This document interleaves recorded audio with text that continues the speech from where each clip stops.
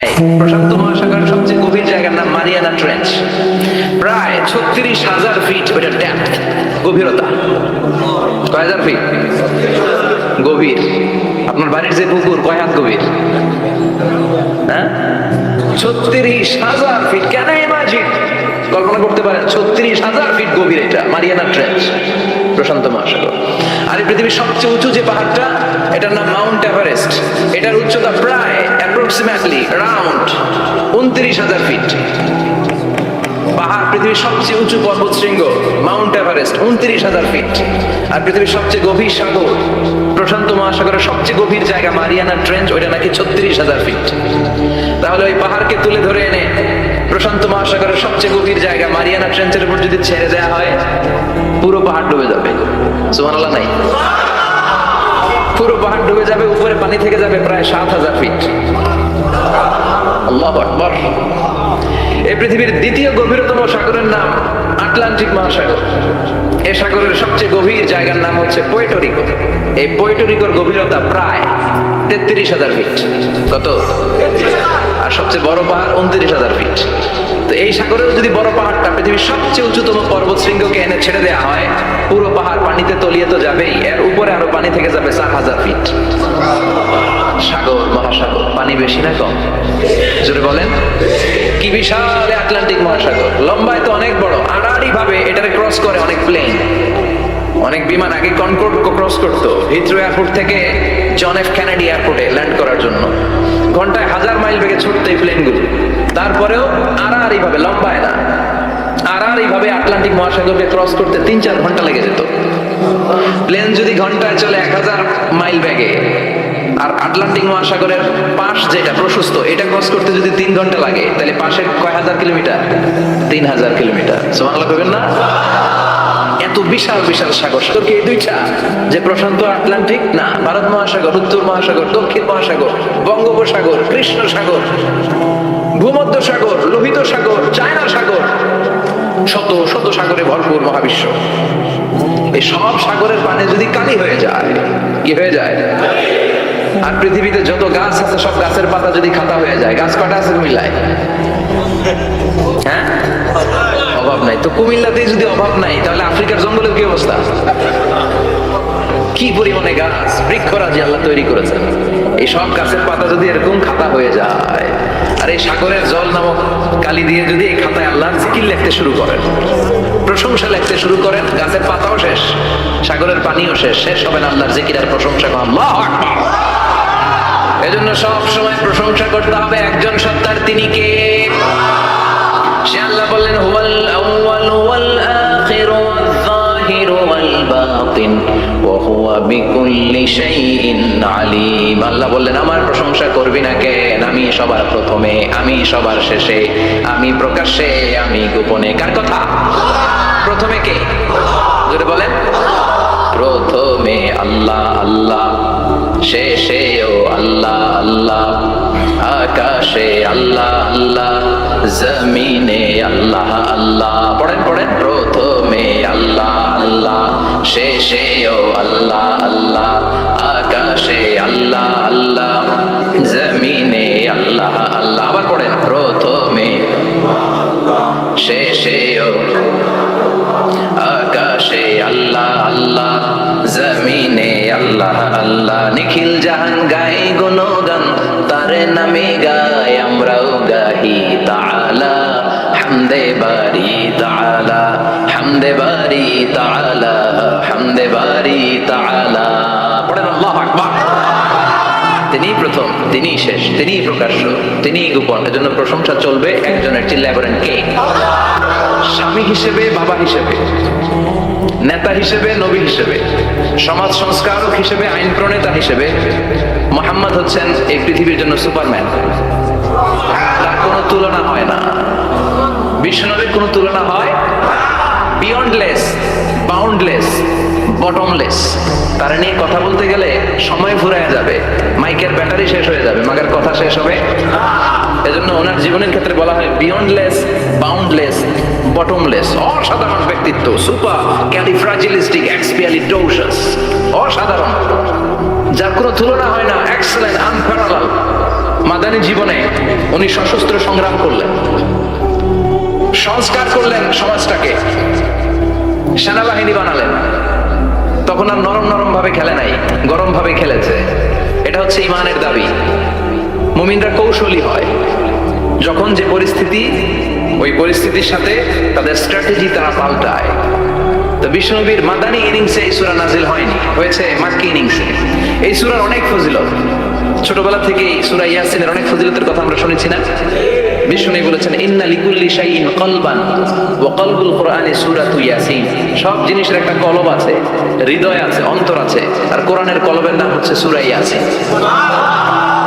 এই বললেন ইন্না লিকুল্লি শাইইন কলবান, সব জিনিসের একটা কলব আছে। ওয়া ইন্না কলবাল কুরআনি সূরাতু ইয়াসিন, আর কোরআনের কলবের নাম হলো সূরাতু ইয়াসিন। মান ক্বারা সূরাতা ইয়াসিন মাররা ওয়াহিদা, একবার সূরাতু ইয়াসিন তেলাওয়াত করলে 10 পারা কোরআন খতমের সওয়াব হয়ে যায়। বিষ্ণু বলতেন ইন্না ফিল জাসাদি মুদগা, দেহে একটা গোশতের টুকরা আছে, ইদা সালাহাত সালাহাল জাসাদু কুল্লু, এই দেহের গোশতের টুকরা যদি ভালো হয়ে যায় পুরো দেহটারে ভালো করে দেয় কে? এই দেহের গোশতের টুকরাটা যদি পচে যায় পুরো দেহটারে নষ্ট করে দেয় কে? বিশ্বনবী বললেন আলা ওয়াহিয়াল কলব, ওই টুকরাটার নাম হলো কলব।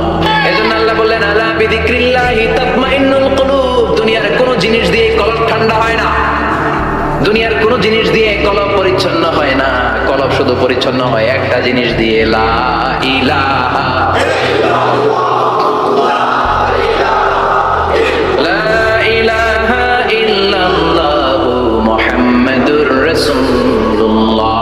সাল্লাল্লাহু আলাইহি ওয়াসাল্লাম। তাহলে কোরআনের একটা কলব আছে, আমাদের দেহে যেমনি কলব আছে, প্রতিটা প্রাণীর যেমনি কলব আছে, অন্তর আছে, কোরআনেরও কলব আছে না নাই? কোরআনের কলবের নাম, চিল্লায় বলেন কোরআনের কলবের নাম। আবার বিশ্বনবী বলতেন ইকরাউ আলা মাউতাকুম সূরাত ইয়াসিন, তোমাদের মুমূর্ষু ব্যক্তিদের সামনে বসে সূরাত ইয়াসিন তেলাওয়াত করো। রূহ চলে যাবে, মৃত্যুর একেবারে দ্বার প্রান্তে দাঁড়িয়ে এই মুহূর্তে তার পাশে বসে পড়তে আরম্ভ করেন ইয়াসিন ওয়াল কুরআনিল হাকীম ইন্নাকা লামিনাল মুরসালিন আলা সিরাতিম মুস্তাকিম। ওই ব্যক্তির ঈমানের মৃত্যু দান করে দিবে কে? মৃত্যুর কষ্ট হালকা করে দিবে কে? আবার বিশ্বনবী বলতেন রাত্রিবেলা যে ব্যক্তি একবার সূরাত ইয়াসিন তেলাওয়াত করে ঘুমাতে যায়, সকালবেলা নিষ্পাপ অবস্থায় তারে ঘুম থেকে জাগাবে কে? তাহলে এই সূরার মর্যাদা কম কম না বেশি বেশি?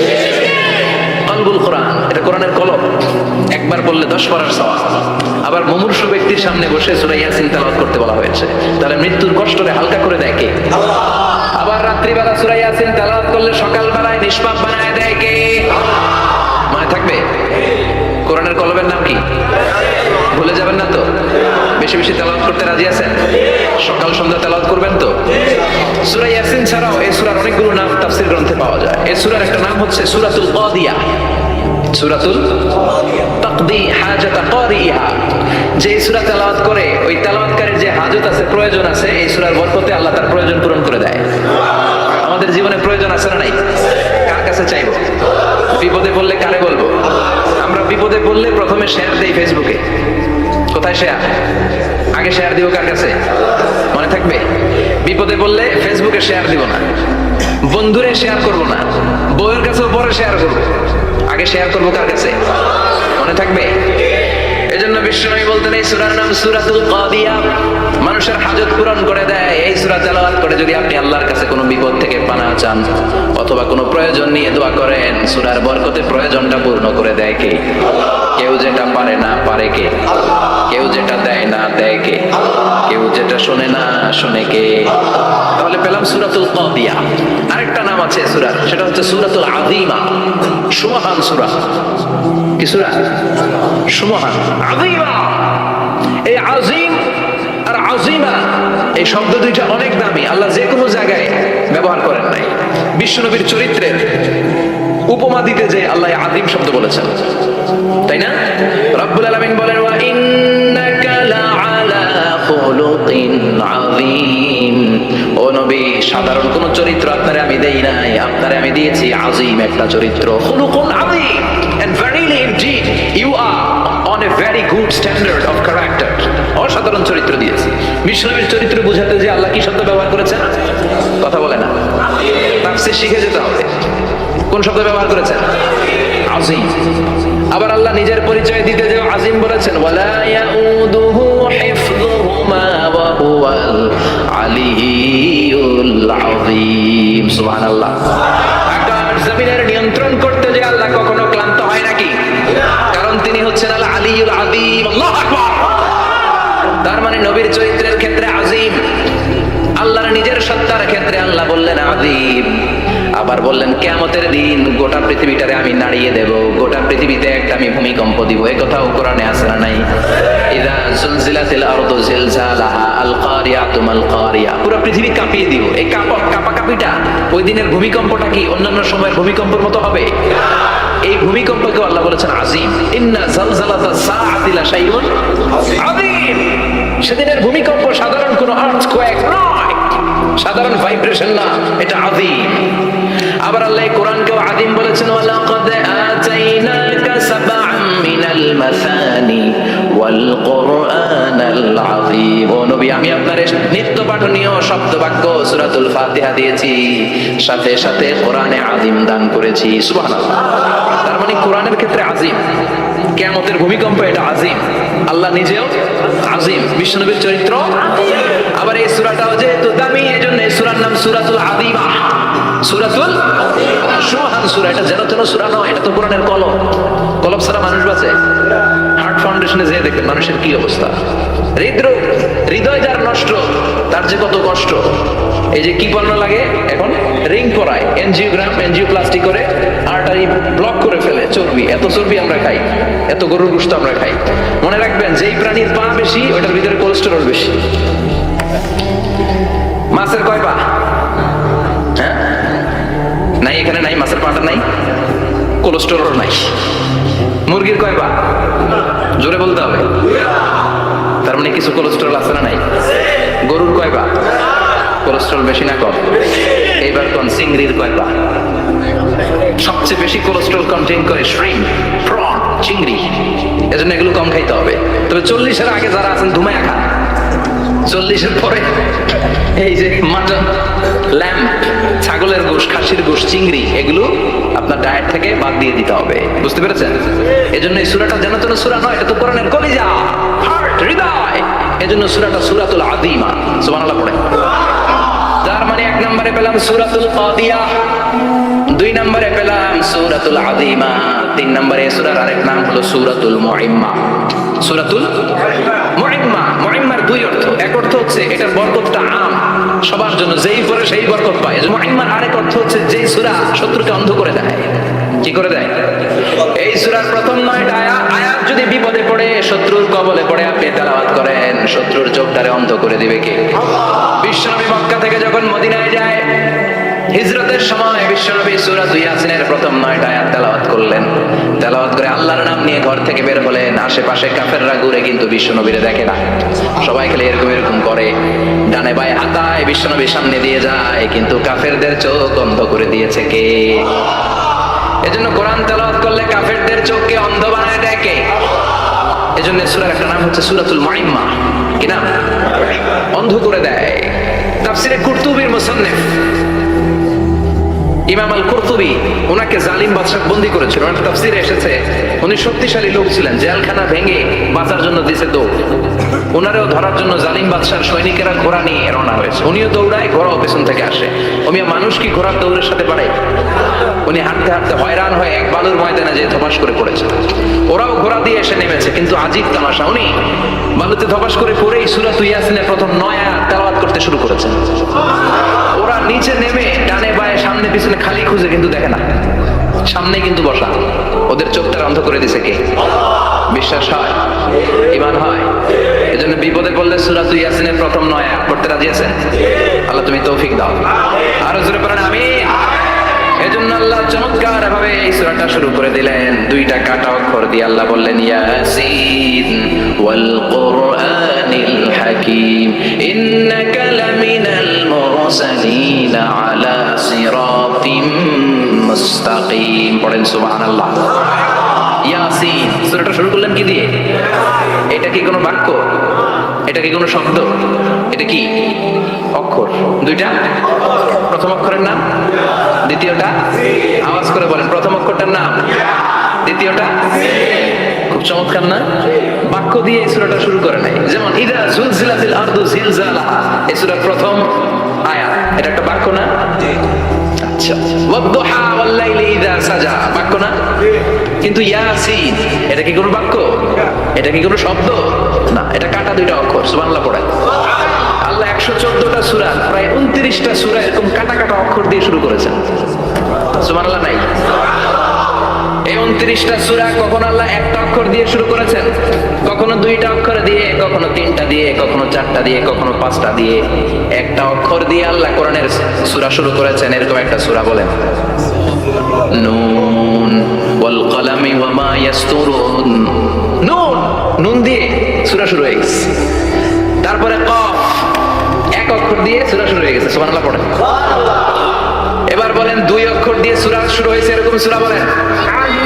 এত দূরে যান কেন? এটা আছে না নাই? ইয়াসিন। সুবহানাল্লাহ পড়েন। ইয়াসিন দুই অক্ষর দিয়ে। তারপরে হামিম, এবার তিন অক্ষর দিয়ে আল্লাহ সূরা শুরু করছেন, এরকম আলিফ লাম তা সিন মিম। আল্লাহু আকবার। আবার চারটা অক্ষর দিয়ে সূরা শুরু হয়েছে, এরকম আছে না নাই? আবেশক কোন? আলিফ লাম মিম র, আলিফ লাম মিম সফ, আছে না নাই? আবার পাঁচটা কাটা অক্ষর দিয়ে সূরা শুরু হয়েছে, এরকম সূরাও আছে না নাই? সূরা মারিয়ামের শুরুতে কি আছে? কাফ হা ইয়া আইন সাদ। সুবহানাল্লাহ পড়েন। এরকম প্রায় 29টা সূরা আল্লাহ কাটা কাটা অক্ষর দিয়ে শুরু করেছেন, কোনো বাক্য দিয়ে নয়, কোনো শব্দ দিয়ে নয়। কি দিয়ে? হারফ দিয়ে। হারফ, এই হারফগুলোরে বলে হুরুফ আত-তাহাজ্জি বা হুরুফ আল-মুকাত্তাআত, কাটা কাটা অক্ষর। মনে রাখবেন, কোরআনের আয়াতগুলো দুই ভাগে বিভক্ত, একটা মুহকাম, একটা মুতাশাবিহ। মুহকাম মানে যেগুলোর অর্থ আমরা জানি, যেগুলোর ব্যাখ্যা আমরা জানি, যেটা ইন্টারপ্রিটেশন, এক্সপ্লেনেশন আমাদের জানা আছে। আর মুতাশাবিহ আমরা অর্থ জানি না, আমরা ব্যাখ্যা জানি না, এটা দিয়ে আসলে কি বুঝাইছে আমরা কেউ জানে না। জানে একজন, চিল্লায় বলেন যিনি কে? আল্লাহ বলেন, ওয়া ইন কুনতুম ফি রাইবিম মিম্মা নাযালনা আলা আবদিনা ফাআতু বিসূরাতিন মিন মিসলিহি ওয়াদউ শুহাদাআকুম মিন দুনিল্লাহি ইন কুনতুম সাদিকিন। আল্লাহ বললেন, ও জাহেলি যুগের লোকেরা, শোনো শোনো, এত আরবি কবিতা বানাতে পারো, এত গল্প লিখতে পারো, আরবিতে এত নোবেল বানাতে পারো, উপন্যাস বানাতে পারো, আর্টিকেল লিখতে পারো, আমার নবীর উপর যে কোরআন আমি নাজিল করেছি, এই কোরআনের ব্যাপারে অন্তরে যদি কোনো সন্দেহ থাকে, বাপের বেটা হলে পারলে কোরআনের মতো একটা সূরা বানিয়ে নিয়ে আসো। পারছে? কিয়ামত পর্যন্ত কেউ পারবে? বিশ্বনবী যেই জামানাতে এসেছিলেন, ওই জামানায় আরবি ভাষা সাহিত্যের উৎকর্ষতা সাধিত হয়েছিল। আরবি ভাষার এতটা উৎকর্ষ পৃথিবী কখনো দেখে নাই। কবিতা, গদ্য, পদ্য, গল্প, উপন্যাস, রচনা, প্রবন্ধ, আর্টিকেলের শয়লা। এই ভাষা সাহিত্যিকদের চোখে আঙ্গুল দিয়ে আল্লাহ বুঝাতে চাইলেন, এত অর্থ করতে পারো, এত ব্যাখ্যা জানো, এত বড় বড় গুলিয়া ওড়াও, এত কিছু তুমি জানো, তাহলে বলো ইয়াসিন অর্থ কি? সুবহানাল্লাহ কইবেন না? তাইলে বল, নুন অর্থ কি? কফ মানে কি? আলিফ লাম রা মানে কি? ফাবুহিতাল্লাযী কাফার। কেউ জানে না, কেউ উত্তর দিতে পারে না। কোন সুবহানাল্লাহ। এটা কোরআনের মুজিজা, এটার অর্থ কেউ জানে না। আর এগুলোর অর্থ নিয়ে খোঁচাখুচি করা ঠিক না। তবে মুফাসসিরিন ইকরাম এগুলোর কিছু অর্থ সম্ভাব্য বলার চেষ্টা করেছেন। যেমন ইয়াসিনের অর্থ ইবনে আব্বাস বলেছেন, এর অর্থ হতে পারে ইয়া ইনসান, হে মানুষ। সুবহানাল্লাহ পড়েন। কেউ কেউ বলেছে এটার অর্থ হতে পারে ইয়া সাইয়্যিদাল মুরসালিন। কেউ কেউ বলেছেন ইয়াসিন হতে পারে ইসমুল্লাহ, আল্লাহর নাম। কেউ বলেছেন এটা হতে পারে ইসমুন লিন নবী, বিশ্ব নবীর নাম।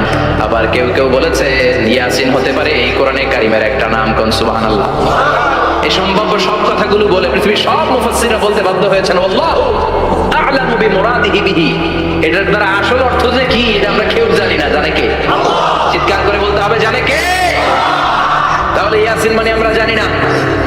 ইয়াসিনের অর্থ আমরা ছেড়ে দেব কার উপর? এরপর আল্লাহ বললেন, ওয়াল কুরআনিল হাকীম। প্রজ্ঞাময়, বিজ্ঞানময় কোরআনের শপথ। ওয়াল কুরআনিল হাকীম, বিজ্ঞানময়, প্রজ্ঞাময় কোরআনের শপথ বা কসম। ওয়াল কুরআনিল হাকীম, যে ওয়া, এই ওয়াটারে আরবিতে বলে ওয়া আল কাসামিয়া। কি বলে? ওয়া আল কাসামিয়া। কসম কাটার জন্য আল্লাহ এই ওয়া ব্যবহার করেছেন। যত জায়গায় কোরআনে আল্লাহ কসমকে ওই কসমের শব্দটার আগে ওয়া আছে না নাই? ও মিয়া, কোরআনে আল্লাহ সময়ের শপথ করেছেন, কসম কেটেছেন, যুগের কসম কেটেছেন। যুগের সময়ের আরবি হলো আল আসর। এই আসরের আগে ওয়া আছে না নাই? কি বলছে আল্লাহ? ওয়াল আসর, ওয়াল। আবার তিন ফলের কসম আল্লাহ কোরআনে কেটেছেন, কি বলেছেন? ওয়াত তিন, মানে তিনের কসম। জাইতুনের কসম কেটেছেন, বলেছেন ওয়াজ জাইতুন। তুর পাহাড়ের কসম কেটেছেন, বলেছেন ওয়া তুরে সিনিন। যত জায়গায় কসম তত জায়গায় ওয়া আছে না নাই? পাহাড়ের নামে কসম কেটেছেন, আল্লাহ বলেছেন ওয়াত তুর। সূর্যের নামে কসম কেটেছেন, আল্লাহ বলেছেন ওয়াশ শামসি ওয়া দুহা। সুবহানাল্লাহ কইবেন না? ফজরের নামে কসম কেটেছেন, কি বলেছেন? ওয়াল ফজর। জিলহজ মাসের প্রথম 10 রাতের কসম কেটেছেন, কি বলেছেন? ওয়া লায়ালিন আশর। জোর আর বেজরের কসম কেটেছেন, আল্লাহ বলেছেন ওয়াশ-শাফঈ ওয়াল ওয়াতর। সূরা ইয়াসিনে কাটা কাটা দুইটা অক্ষরের পরে রব্বুল আলামিন কোরআনের কসম কেটেছেন, এজন্য আল্লাহ বলেছেন ইয়াসিন ওয়াল কুরআনিল হাকীম। ইয়াসিন ওয়াল কুরআনিল হাকীম, প্রজ্ঞাময় বিজ্ঞানময় কোরআনের শপথ। কোরআনের মধ্যে বিজ্ঞান আছে না নাই? বেশি না কম? বিশ্বাস হয় না? নাস্তিকদের কথা বিশ্বাস হয়? নাস্তিকরা বলে কোরআনের মধ্যে বিজ্ঞান নাই, কোরআনের মধ্যে সায়েন্স নাই, কোরআনের ভেতরে টেকনোলজি নাই। কিন্তু কোরআন বলে এমন কিছু নাই, মানুষের প্রয়োজনীয় এমন কিছু নাই যেটা আমার ভিতরে নাই। আল্লাহু আকবার। আল্লাহ বললেন মা ফাররাতনা ফিল কিতাবি মিন শাই, কিতাবের মধ্যে আমি কিছু বাদ রেখে দেই নাই। ইতিহাসের কথা বলেছি, পাতাল পুরীর কথা বলেছি, ঊর্ধ্ব জগতের কথা বলেছি, মহাকাশের কথা বলেছি, cosmology, astrology, geology, zoology, botany, human anatomy, embryology, সব কিছুর কথা কোরআনের মধ্যে দিয়েছে কে? কোরআনের ভেতরে মানুষের কথা আছে না নাই? কোরআনের মধ্যে গাভীর কথা আছে না নাই? গাভীর কথা আছে, কই আছে? হ্যাঁ, সূরাতুল গাভীর সূরা। সুবহানাল্লাহ কইবেন না? মানুষের কথা আছে সূরাতুল ইনসান, জিনদের কথা আছে সূরাতুল জিন, মাকড়সার কথা আছে সূরাতুল আনকাবুত, মৌমাছির কথা আছে সূরাতুল নাহল। মৌমাছির কথা বলেছেন, দুধের কথা বলেছেন, প্রাণীর কথা বলেছেন, খাদ্যের কথা বলেছেন, মানুষের দেহ বৈশিষ্ট্যের কথাও বলেছেন। চিৎকার করে পড়েন আল্লাহু আকবার। আল্লাহ বললেন ওয়া আওহা রাব্বুকা ইলান নাহলি আনিত্তাখিযি মিনাল জিবালি বুয়ুতা ওয়া মিনাশ শাজারি ওয়া মিম্মা ইয়ারিশুন। সুবহানাল্লাহ পড়েন। ওয়া আওহা রাব্বুকা ইলান নাহল, আল্লাহ মৌমাছির কাছে সিক্রেট মেসেজ পাঠিয়েছেন। সুবহানাল্লাহ পড়েন। ওয়ালা তাবলা গারাইবুহু, কোরআন কোনদিন কারো কাছে পুরাতন মনে হয় না। ফিহি মাসাবিহুল হুদা, কোরআনের মধ্যে আছে হেদায়েতের মশাল। ওয়া মানারুল হিকমা, কোরআন হলো বিজ্ঞানের সুউচ্চ মিনার। লা তুহসা আজাইবুহু, কোরআনের আশ্চর্যান্বিতার শেষ নাই। যতই পড়বেন আপনি আশ্চর্য হয়ে যাবেন, যতই স্টাডি করবেন, যতই অধ্যয়ন করবেন, আপনার চোখকে খুলে দিবে কে? ওয়ালা তাবলা গারাইবুহু, কোরআন কখনো পুরাতন হয় না। পুরান হয় নাকি? যার বয়স 50 বছর ধরে নামাজি মানুষ, প্রতি নামাজের প্রত্যেক রাকাতে কোন সূরা পড়া লাগে? তো 50 বছর যদি কেউ নামাজি হয়, তাহলে কত লক্ষবার উনি সূরা ফাতিহা পড়ছেন উনি নিজে জানে? তারপরেও কোনোদিন কি মনে হয়েছে সূরা ফাতিহাটা একটু পুরান পুরান লাগে? আজকে কুল ফাল্লা দিয়ে শুরু করুন, কথা বলেন। পুরান লাগছে কোনোদিন? এত পড়ছি এটা, আজকে আর এটা না, আজকে আর একটা, এরকম মনে হয়? বলা চাবলা গারাইবু, পুরান লাগে না। প্রতিদিন নতুন, প্রতিনিয়তই নতুন, অলওয়েজ নিউ, সব সময় নতুন। এজন্য বিষ্ণু বললেন লা তুহসা আজাইবুহু, কোরআনের আশ্চর্যান্বিতার শেষ নাই। ওয়ালা তাবলা গারাইবুহু, কোরআন কখনো পুরাতন হয় না। ফিহি মাসাবিহুল হুদা, কোরআনের মধ্যে আছে হেদায়েতের মশাল। ওয়া মানারুল হিকমা, কোরআন হলো বিজ্ঞানের সুউচ্চ মিনার। সুবহানাল্লাহ। আল্লাহ বললেন ওয়া আওহা রাব্বুকা ইলান নাহল, আমি মৌমাছির কাছে মেসেজ দিলাম, সিক্রেট মেসেজ। আনিত্তাখিযি মিনাল জিবালি বুয়ুতা, তোমরা পাহাড়ের মধ্যে তোমাদের বাড়ি বানাও, মৌচাক বানাও। ওয়া মিনাশ শাজার, গাছের মগ ডালে, বড় বড় ডালে তোমরা বাসা বানাও। ওয়া মিম্মা ইয়ারিশুন, উঁচু উঁচু জায়গায় মৌচাক বানাও, যাতে করে গ্রামের ছোট্ট ছেলেরা ঢিল মারতে না পারে। কোন সুবহানাল্লাহ। মৌমাছির আল্লাহ শিখাই দিছে। নিচু জায়গায় কোনোদিন মৌমাছির বাসা দেখবেন? নিচু জায়গায় সহজে নাগাল পাওয়া যায়, ধরা যায়। কথা কন, ডাল বে মগ ডালে ওঠা লাগে মধু খাইতে চাইলে। চিল্লা এখন ঠিক কিনা? আল্লাহ সিক্রেট মেসেজ দিলেন আর বললেন আনিত্তাখিযি। আলেম যারা আছেন বলেন তো, ইত্তাখিযি এটা কি মুজাক্কারের সিগা না মুয়ান্নাসের সিগা? কথা কইতে হবে। কেউ নাই এটার উত্তর দেওয়ার মতো? মুয়ান্নাস, মাশাআল্লাহ। এটা স্ত্রীবাচক শব্দ। আল্লাহ মৌমাছিকে যে মেসেজ করছে পুরুষ মৌমাছিরে কয় নাই, এটা নারী মৌমাছিরে কইছে। চিল্লা এখন সুবহানাল্লাহ। এখন গবেষণা করে দেখা গিয়েছে কার্ল ভন ফ্রিচ একজন অস্ট্রিয়ান বিজ্ঞানী, উনি এটা নিয়ে গবেষণা করে 73 সালে 1973 নোবেল পেয়ে গেছে। এই আয়াতের উপর গবেষণা করে আল্লাহ কেমন করে সিক্রেট মেসেজ দিয়েছেন, কেমন করে মৌমাছি মৌচাকের বাসা বাঁধে, কেমন করে মধু আহরিত হয়, এটার উপর গবেষণা করে উনি একটা বই লিখেছেন, দ্য ডান্সিং বিস। নেচে যাওয়া মৌমাছিগুলো, নাচতে নাচতে যেতে থাকা মৌমাছিগুলোর উপর একটা বই লিখে দ্য ডান্সিং বিজ লিখে উনি নোবেল প্রাইজ পেয়েছেন এই মধুর উপরে। চিল্লায় পড়েন আল্লাহু আকবার। এখন কোরআনের আয়াত থেকে বোঝা গেল আনিত্তাখিদি মিনাল জিবালি বুয়ুতা, আল্লাহ নারী মৌমাছিকে বলেছেন মৌচাক বানাও, তোমাদের মধু রাখার জন্য বাসা বানাও। কার্ল ভন ফ্রিচ গবেষণা করে পেয়েছে মৌচাকের বাসা বানানো হয়, মধু আহরণ করা হয়, যেই মৌমাছিটা নেতৃত্ব দেয় এটা পুরুষ মৌমাছি নয়, এটা হলো মহিলা মৌমাছি। কোন সুবহানাল্লাহ। পুরো মৌচাকের মধ্যে মধু আহরণ, মধু নেওয়া, পুরো প্রসিডিউরটা সারার জন্য কোনো পুরুষ মৌমাছি লিডিং দেয় না, লিডিং দেয় একটা নারী মৌমাছি, স্ত্রী মৌমাছি।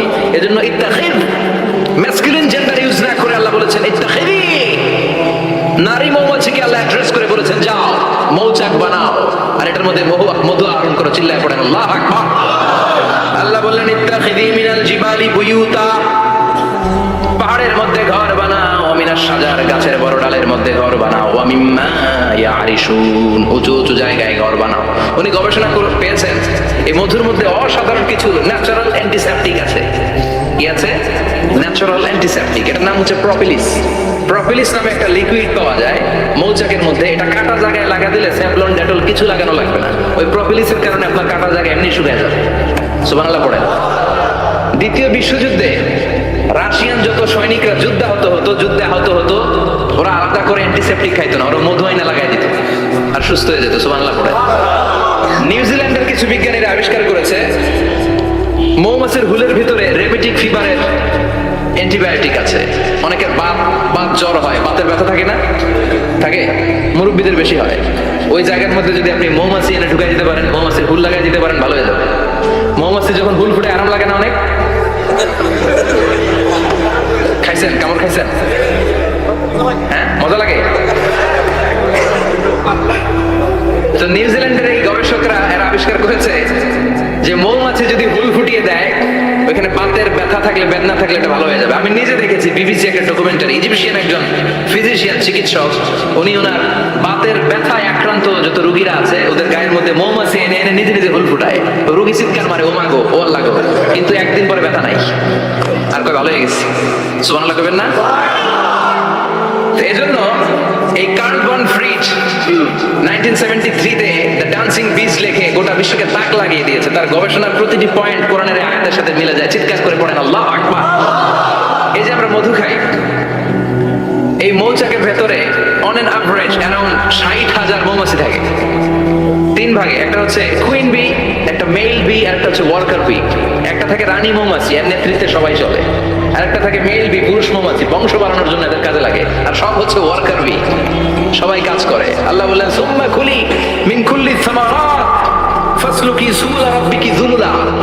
আল্লাহ সিক্রেট মেসেজ দিয়ে বললেন গাছের উপরে বাসাবাদ, পাহাড়ের উপরে মৌচাকের বাসাবাদ, উঁচু উঁচু জায়গায় তোমরা তোমাদের বাসা বাঁধো। সুম্মা কুলি মিন কুল্লি সামারাত, এরপর এলাকার যত মিষ্টি মিষ্টি ফুল আছে, ফল আছে, ওখান থেকে রস নিয়ে আসো। সুবহানাল্লাহ। পুষ্প রস সংগ্রহ করে মধুগুলো, এটার বলে sweet nectar. They collect the sweet nectar from the flowers. এবং মধুর মধ্যে এত চমৎকার জিনিস থাকার কারণ হচ্ছে মৌমাছিগুলো ওই এলাকার সব ধরনের ফুল, ভালো ভালো সুগন্ধযুক্ত ফুল ফল থেকে রস নিয়ে আসে। তো ওই গাছগুলোর মধ্যে বনাজি গাছ আছে না নাই? ঔষধি গাছ আছে না নাই? এজন্য মধুরে বলা হয় সব রোগের ঔষধ। যত বনাজি ঔষধি গাছের নির্যাস আর পুষ্প রস আছে সব আল্লাহ মধুর ভিতরে ঢুকায়া মধুকে আল্লাহ ন্যাচারাল ভ্যাকসিন বানিয়ে দিয়েছেন। চিল্লায় পড়েন আল্লাহু আকবার। আল্লাহ বললেন সুম্মা কুলি মিন কুল্লি সামারাত, সব ফল আর ফুল থেকে নেকটার পুষ্পরস নিয়ে আসো। ফাসলুকি সুবুলা রাব্বিকি যুলুলা, যেমন যেমন গিয়েছিলা পথ চিনায় আবার ফিরে আসো। ইয়াখরুজু মিন বুতুনিহা শারাব, এরপর তাদের পেট থেকে বের হয় শারাব। মুখতালিফুন আলওয়ানু, এক একটা মধুর কালার হয়ে যায় এক এক রকম। কোন সুবহানাল্লাহ। সরষে ফুলের মধু একটু সাদা সাদা হয় না? আমি হচ্ছে মধু খাওয়ার ভক্ত। আমি দেশে বিদেশে যেখানে গিয়েছি ফ্রেশ হানি আমি অনেক খুঁজেছি। ইয়ামানি একটা মধু পাওয়া যায়, ইয়ামানের সাওয়াহিলি এলাকায়, পাহাড়ি এলাকায়, একেবারে কুচকুচে কালো। আবার অনেক মধু আছে কিছুটা খয়েরি এবং হলুদ বর্ণের, কিন্তু সরিষা ফুলের যে মধুটা এটা অনেকটা সাদা। এই পুষ্পরস নিয়ে মৌমাছিগুলো মৌচাকের মধ্যে ঢেলে দেয় না, এগুলো খেয়ে ফেলে। প্রত্যেকটা মৌমাছির পেটের ভেতরে আল্লাহ 2টা করে স্টোমাক দিয়েছে, পাকস্থলী। সুবহানাল্লাহ পড়ে। এটাই Karl von Frisch the dancing bees বইয়ের মধ্যে লিখেছে গবেষণায়, যে 2টা পাকস্থলী। একটা পাকস্থলী দিয়ে মৌমাছি খায়, নিজে খেয়ে বাঁচে, আরেকটা পাকস্থলী দিয়ে এই ফ্লাওয়ার নেক্টার, পুষ্পরস সংগ্রহ করে ওই পাকস্থলীতে রাখে। ওই পাকস্থলীর ভিতরে আল্লাহ একটা ন্যাচারাল এনজাইম দিয়েছেন, ওই এনজাইমের সাথে ওই পুষ্পরসটা মিক্সড হয়, তারপরে আরেকটা টিউব আছে, ওই টিউব দিয়ে মৌমাছি যে সে বাসার মধ্যে মৌমাছি যে সেখানে সাপ্লাই করে দিয়ে আসে, মধু ঢুকিয়ে দিয়ে আসে। চিল্লায় পড়েন সুবহানাল্লাহ।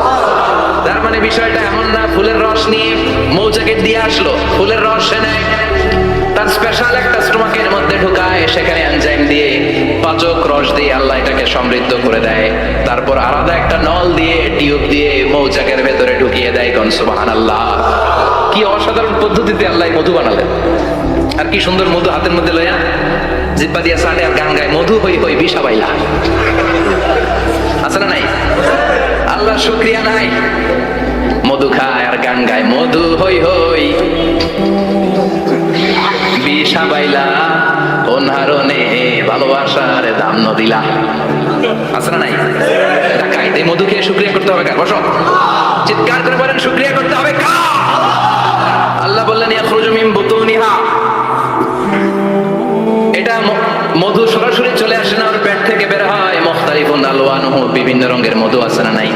ব্ল্যাক কালারের মধু হয়, হোয়াইট হানি হয়, অর্গানিক হানি হয়, ক্রিমড হানি হয়, কত ধরনের মধু যে আল্লাহ পৃথিবীতে রেখেছে তার ইয়ত্তা নাই। এরপর আল্লাহ বললেন ফিহি শিফাউন লিন্নাস, মধুর ভিতরে শিফা দিয়েছে কে? এজন্য বিশ্বনবীর খাদ্য তালিকার মধ্যে মধু আছে না নাই? বিশ্বনবী সুগন্ধযুক্ত ওয়ালা মধু খেতেন, দুর্গন্ধযুক্ত ওয়ালা কোনো মধু মুখে নিতেন না। সুবহানাল্লাহ। বিশ্বনবীর জামানায় মাগাফির নামে একটা মধু ছিল, দুর্গন্ধযুক্ত, এটা কখনো বিশ্বনবী মুখে নিতে চাইতেন না। সুগন্ধযুক্ত মধু সবসময় বিশ্বনবী খেতেন। বিশ্বনবীর স্ত্রীরা এই সুগন্ধিযুক্ত মধু বোতলের মধ্যে প্রিজার্ভ করে রাখতেন বিশ্বনবীকে দেওয়ার জন্য। বিশ্বনবী প্রাণ ভরে এগুলো পান করতেন। সুবহানাল্লাহ। বিশ্বনবী যে সমস্ত খাদ্যগুলো পছন্দ করতেন হাদিসে এসেছে, বিশ্বনবী রুটি খেতেন, খেজুর খেতেন, খেজুর, খেজুর চিনেন? বালাহ, তামার, দুধ খেতেন, এই মধু খেতেন, জব খেতেন, বার্লি খেতেন, লাউ খেতেন, রুম্মান, ডালিম ফল, আনার ফল, আনার চিনেন? আনার, এই আনার খেতে পছন্দ করতেন বিশ্বনবী। মাশরুম খেতেন, মাশরুম, মাশরুম চিনেন? ব্যাঙের ছাতার মতো রেস্টুরেন্টে ইদানিং মাশরুমের স্যুপ পাওয়া যায়, এটা খাবেন। যাদের চোখের জ্যোতিতে সমস্যা, দৃষ্টিতে সমস্যা, খাবেন। হাদিসে এসেছে আল কামাতু মিনাল মান ওয়া মাউহা শিফাউন লিল আইন। মাশরুম হলো মান্না সালোয়ার মতো খাবার। মাশরুমের স্যুপ যারা খাবে, চোখের জ্যোতি যাদের কম, তাদের চোখের জ্যোতি বাড়িয়ে দিবে কে? বুখারীর বর্ণনা, কানা রাসূলুল্লাহ ইউহিব্বুল হালাওয়া ওয়াল আসাল, বিশ্বনবী মিষ্টান্ন খেতে বড় পছন্দ করতেন, আবার বিশ্বনবী বেশি বেশি মধু খেতে পছন্দ করতেন। সুবহানাল্লাহ। কোরআনে 2টা জিনিসের ক্ষেত্রে আল্লাহ শিফা যোগ করেছেন, যে 2টা জিনিসের সাথে সম্পৃক্ত হলে শিফা। এক হচ্ছে কোরআন পড়লে শিফা, ওয়ানুনাজ্জিলু মিনাল কুরআনি মা হুয়া। আবার কোরআনে এই আয়াতের ক্ষেত্রে বলা হয়েছে শিফা ফিহি শিফাউন লিন্নাস।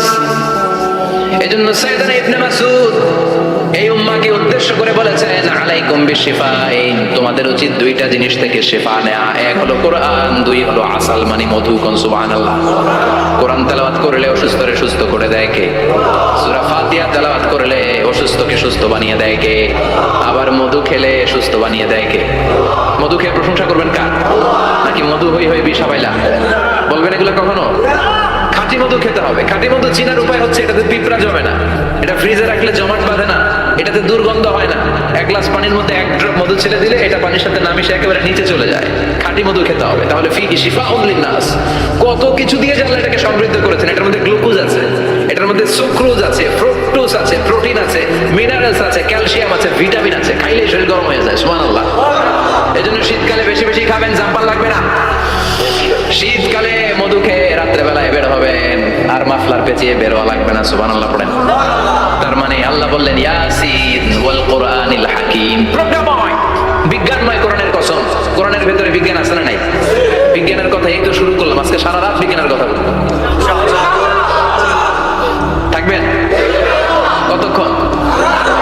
হ্যাঁ, স্লোগান দেন লিল্লাহি তাকবীর।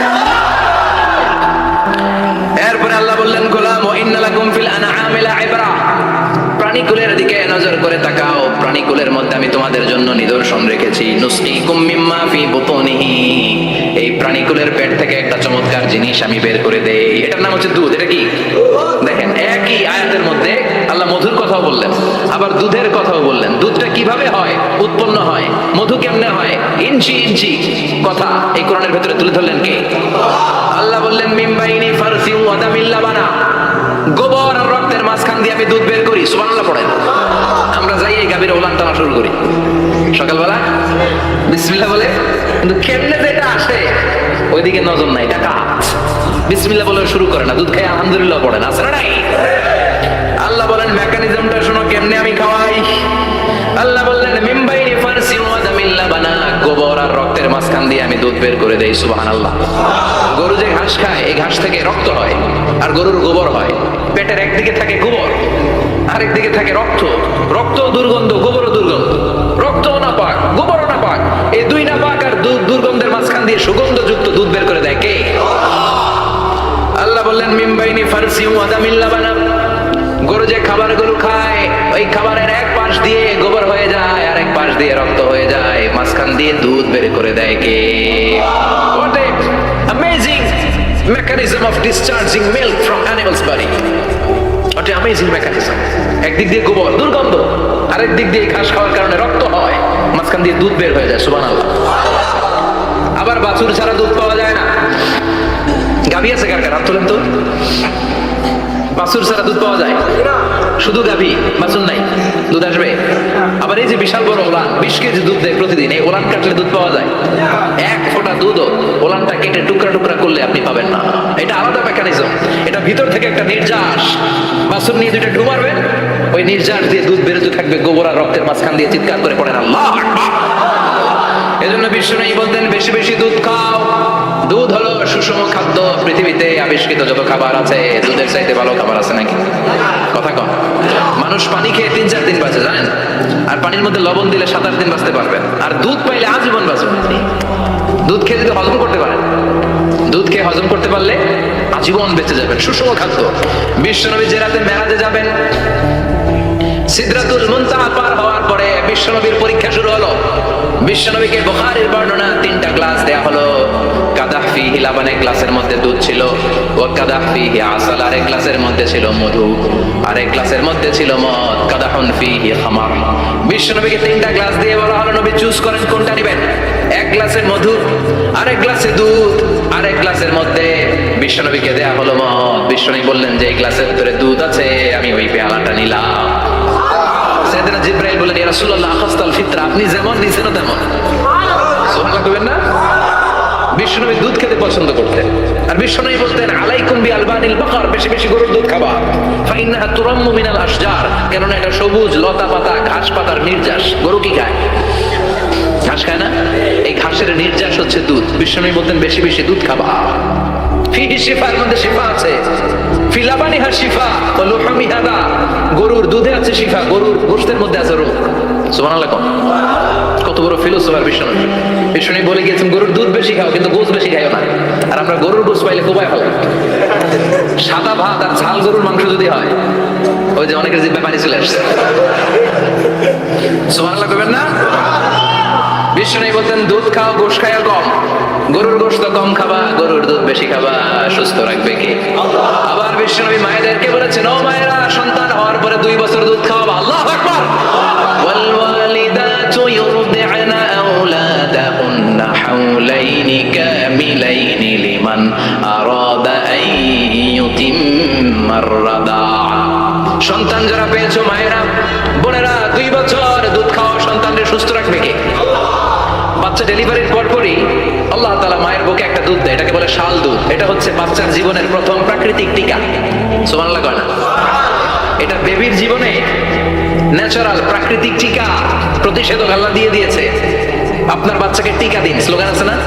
5টা-7টা টিকা দেওয়া লাগে। প্রথম টিকাটা আল্লাহ নিজেই ফ্রি দিয়ে দিছে। এটা শাল দুধের ভেতরে পাওয়া যায়। এজন্য বাচ্চাকে শাল দুধ খাওয়াতে হবে। তার ব্রেনের গ্রোথ হবে, সে শক্তিশালী হবে, সে দেশপ্রেমিক হবে, সে আল্লাহওয়ালা হবে। চিল্লা এখন ঠিক কিনা? যে মায়েরা বাচ্চারে দুধ খাওয়ায়, ওই বাচ্চারা মায়েরা ভালোবাসে বেশি। আর যেই মা গুলো বাচ্চারে দুধ না খাওয়ায় আর ডানু খাওয়ায়, আর কি কি আছে? হরলিক্স আর সিরালেক, কমপ্লেন। যারা এগুলো খাওয়াবে ডানু খাওয়াবে, যারা ল্যাকটোজেন খাওয়ায়, যারা বুকের দুধ খাওয়াতে চায় না কোনো কারণ ছাড়া, 2 বছর বাচ্চারে দুধ দিতে চায় না, এই বাচ্চাগুলো বড় হলে ওই মারে বৃদ্ধাশ্রমে দিয়ে আসবে। কথা কন। এজন্য মায়েরা, বোনেরা, সন্তান হলেই তাকে বুকের দুধ দিয়ে আল্লাহর পক্ষ থেকে যে টিকাটা, এই টিকাটা পেটের ভেতরে ঢুকাই দিতে হবে। চিল্লা এখন ঠিক কিনা? এটা হচ্ছে ন্যাচারাল টিকা। এজন্য আল্লাহ বললেন ইয়াসিন ওয়াল কুরআনিল হাকিম। ইয়াসিন, বিজ্ঞানময় কোরআনের শপথ। কোরআনের মধ্যে বিজ্ঞান আছে না নাই? অভাব নাই। কয়টা শুনবেন? আল্লাহ কসমোলজির কথা বলেছে, অ্যাস্ট্রোলজি কথা। কসমোলজি হচ্ছে সৃষ্টি তত্ত্ব। কসমোলজি কি? সবাই বলেন কসমোলজি কি? আল্লাহ বললেন আওয়ালাম ইয়ারাল্লাযীনা কাফারু আন্নাস সামাওয়াতি ওয়াল আরদা কানাতা রাতকান ফাফাতাকনাহুমা। কাফেররা কি দেখে না মহাবিশ্বের সবকিছু একসাথে মিলে ঝিলে ছিল, বিশাল এক বিস্ফোরণের মাধ্যমে আমি মহাবিশ্ব তৈরি করেছি। সুবহানাল্লাহ। আদিতে শুরুতে কিন্তু সব আকাশ, বাতাস, জমিন, চন্দ্র, সূর্য, নক্ষত্র, গ্রহ, নীহারিকা পুঞ্জ, গ্যালাক্সি, ব্ল্যাক হোল সবকিছু মিলেমিশে একসাথে ছিল। এটার ঘনত্ব ছিল খুব বেশি। মহাবিশ্বের সবকিছু ছিল একটা বিন্দু। এটাকে বিজ্ঞানীরা নাম দিয়েছে দ্য সিঙ্গুলারিটি, মহা একত্ব। এরপর একটা প্রচন্ড বিস্ফোরণের মধ্য দিয়ে মহাবিশ্ব সৃষ্টি হয়েছে। এটার ওরা নাম দিয়েছে বিগ ব্যাং থিওরি। কি নাম? স্টিফেন হকিং মারা গেছে না গত বছর নাকি? বছর খানিক আগে মারা গিয়েছে। সবচেয়ে বড় পদার্থবিজ্ঞানী ছিল। সে একটা বই লিখেছে, from the brief history of time, a brief history of time from big bang two black hole. সেখানে সে প্রমাণ করেছে কোরআনের এই আয়াত, কানাতা রাতকান, মহাবিশ্বের সবকিছু একটা বিন্দু ছিল। চাঁদ, সূর্য, গ্রহ, তারা সবকিছু ছিল। কথা বলেন, সবাই বলেন। একটা মাত্র বিন্দু ছিল। আল্লাহ বলেন, don't the disbeliever observe that the heavens and earth were joined together, then I separated with a gigantic sound, explosion. সব একসাথে ছিল, চাঁদ, তারা, আকাশ, নদী, নালা সব একসাথে। তারপরে একটা বিকট বিস্ফোরণের মধ্য দিয়ে পৃথিবী হয়েছে, চাঁদ হয়েছে, চন্দ্র হয়েছে, সূর্য হয়েছে, মহাবিশ্বের সবকিছু এই মহাবিস্ফোরণের মধ্য দিয়ে হয়েছে। চিৎকার করে পড়েন আল্লাহু আকবার। এই যে ছোট্ট পৃথিবীতে আমরা বসে আছি, পৃথিবীর চেয়ে সূর্য 13 লক্ষ গুণ বড়। চিল্লায় পড়েন আল্লাহু আকবার। এটা কি বাড়ির কাছের কথা? 13 লক্ষ গুণ বড়, কল্পনা করা যায়? তার মানে কি সূর্যই সবচেয়ে বড়? না, সূর্যের চেয়ে অনেক বড় বড় তারা আছে। ব্যাটেলজিউস নামে একটা তারা আছে মহাকাশে, যেটা যে সূর্য পৃথিবীর চেয়ে 13 লক্ষ গুণ বড়। এই ব্যাটেলজিউস তারা সূর্যের চেয়ে 33 কোটি গুণ বড়। এই ব্যাটেলজিউস তারাটাই কি সবচেয়ে বড়? না, এর চেয়েও কত বড় তারা যে আছে কোনো হিসাব নাই। এরকম বিশাল বিশাল তারা ঘুরতে ঘুরতে মাওয়াকিউন নুজুম, ব্ল্যাক হোল নামে একটা রেঞ্জ আছে। এই রেঞ্জের মধ্যে যদি ঢুকে যায়, ছোট্ট বাচ্চার মুখে চকলেট দিলে বাচ্চা যেমনি চকলেট চুষে খেয়ে ফেলে, এই বিশাল বিশাল তারাগুলো ব্ল্যাক হোলের মধ্যে ঢুকলে এক মুহূর্তের মধ্যে নিঃশেষ হয়ে যায়। চিল্লায় পড়েন আল্লাহু আকবার। এজন্য আল্লাহ বললেন, ফালা উকসিমু বিমাওয়াকিউন নুজুম, এই তারকা নিঃশেষ হওয়ার যে জায়গাটা, এই জায়গার কসম আমি কোরআনের মধ্যে খেলাম। এই ব্ল্যাক হোলের রেঞ্জের ভেতরে তারা আসলে মুহূর্তের মধ্যে নিঃশেষ বানিয়ে দেয় কে? একটা তারার চেয়ে আরেকটা তারা বড়। এরকম হাজার কোটি তারা মিলে আমাদের গ্যালাক্সি। এই গ্যালাক্সির নাম হচ্ছে মিল্কি ওয়ে। কি নাম? আমাদের গ্যালাক্সির নাম কি? সবাই বলেন তো। Milky Way. কি নাম? এরকম একটা গ্যালাক্সি না, লক্ষ কোটি গ্যালাক্সি আছে। আমাদের গ্যালাক্সির পরে সবচেয়ে কাছের গ্যালাক্সির নাম অ্যান্ড্রোমেডা। কি নাম? এই অ্যান্ড্রোমেডা গ্যালাক্সি আমাদের গ্যালাক্সি থেকে 2.5 মিলিয়ন লাইট ইয়ার দূরে, মানে 25 লক্ষ লাইট ইয়ার। সুবহানাল্লাহ কইবেন না? আলোর গতি হচ্ছে পৃথিবীতে সবচেয়ে বেশি বর্তমান সময় পর্যন্ত, জানেন? সেকেন্ডে কত মাইল? 1,86,000 মাইল। এক সেকেন্ডে আলো ছুটে 1,86,000 মাইল বেগে। এত বেগের কোন প্লেন বা রকেট নিয়ে যদি আপনি আমাদের গ্যালাক্সি থেকে মিল্কি ওয়ে থেকে অ্যান্ড্রোমেডাতে যেতে চান, তাহলে আপনার 25 লক্ষ বছর লেগে যাবে। সুবহানাল্লাহ বাড়িতে যায় বলেন।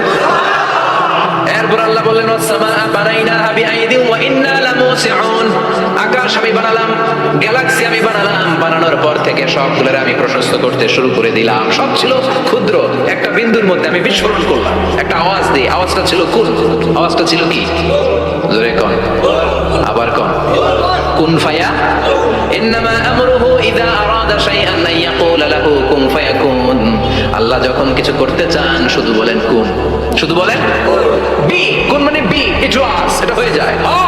বলতে দেরি। এই মহাবিস্ফোরণের নেপথ্যে যে শব্দটা ছিল সেটা ছিল কুন। সেটা ছিল কি? আল্লাহ কুন বলতে দেরি, মুহূর্তের মধ্যে বিগ ব্যাং, বিশাল এক্সপ্লোশন, তারপর থেকে মহাবিশ্ব ছড়াচ্ছে। আল্লাহ বলছেন এই কোরআনের ভেতরে বলে দিয়েছেন ওয়া ইন্না লা মুসিউন, আমি এই মহাবিশ্বকে, এই গোটা ইউনিভার্সকে আমি প্রতিনিয়ত সম্প্রসারিত করছি। প্রতিনিয়ত এটা বড় হচ্ছে, সম্প্রসারিত হচ্ছে। চিল্লায় বলেন আল্লাহু আকবার। আজ থেকে মাত্র 20 বছর আগে এটা তারা আবিষ্কার করেছে। এটা কোন সাল? 2000। 20 বছর পেছনে গেলে কত? 1998, তাই না? এই 1998 সালে তারা আবিষ্কার করেছে সুপারনোভা কসমোলজি প্রজেক্ট। এই সুপারনোভা কসমোলজি প্রজেক্টে তারা এই সিদ্ধান্তে এসেছে যে মহাবিশ্ব কোন নামক এক বিস্ফোরণের পর থেকে যে সম্প্রসারিত হচ্ছে, আজ পর্যন্ত এটা শুধু বাড়ছে আর বাড়ছে, অ্যাক্সেলারেটিং হচ্ছে, এক্সপান্ডিং হচ্ছে, এটা কমছে না, কিয়ামত পর্যন্ত এটা বাড়তেই থাকবে। চিৎকার করে পড়েন আল্লাহু আকবার। এজন্য আল্লাহ বললেন ইয়াসিন ওয়াল কোরআনিল হাকিম, বিজ্ঞানময় প্রজ্ঞাময় কোরআনের শপথ। এই কোরআনের ভেতরে আমি কসমোলজির কথা বলেছি, অ্যাস্ট্রোলজির কথা বলেছি, জিওলজির কথা বলেছি, ফিজিক্সের কথাও বলেছি। সুবহানাল্লাহ। ফিজিক্স মানে কি? পদার্থ। পদার্থের সবচেয়ে বড় উপাদান হচ্ছে লোহা। লোহার কথা কিন্তু কোরআনে নাই। আছে? কই আছে? হ্যাঁ, সূরাতুল হাদিদ, লোহার নামে একটা সূরা দিয়েছে আল্লাহ কোরআনে। সুবহানাল্লাহ পড়বেন না? সূরার নাম সূরাতুল হাদিদ। সূরার নাম কি? চিল্লায় বলেন সূরার নাম সূরাতুল হাদিদ। হাদিদ মানে লোহা। আল্লাহ বলেন ওয়া আনজালনাল হাদিদা ফীহি বা'সুন শাদীদ।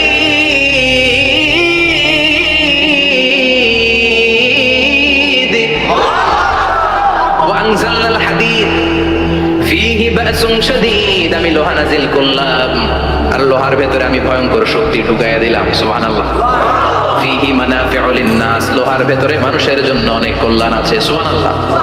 লোহা ছাড়া পৃথিবীতে কিছু হয়? আংটি বানাতে লোহার দরকার আছে না নাই?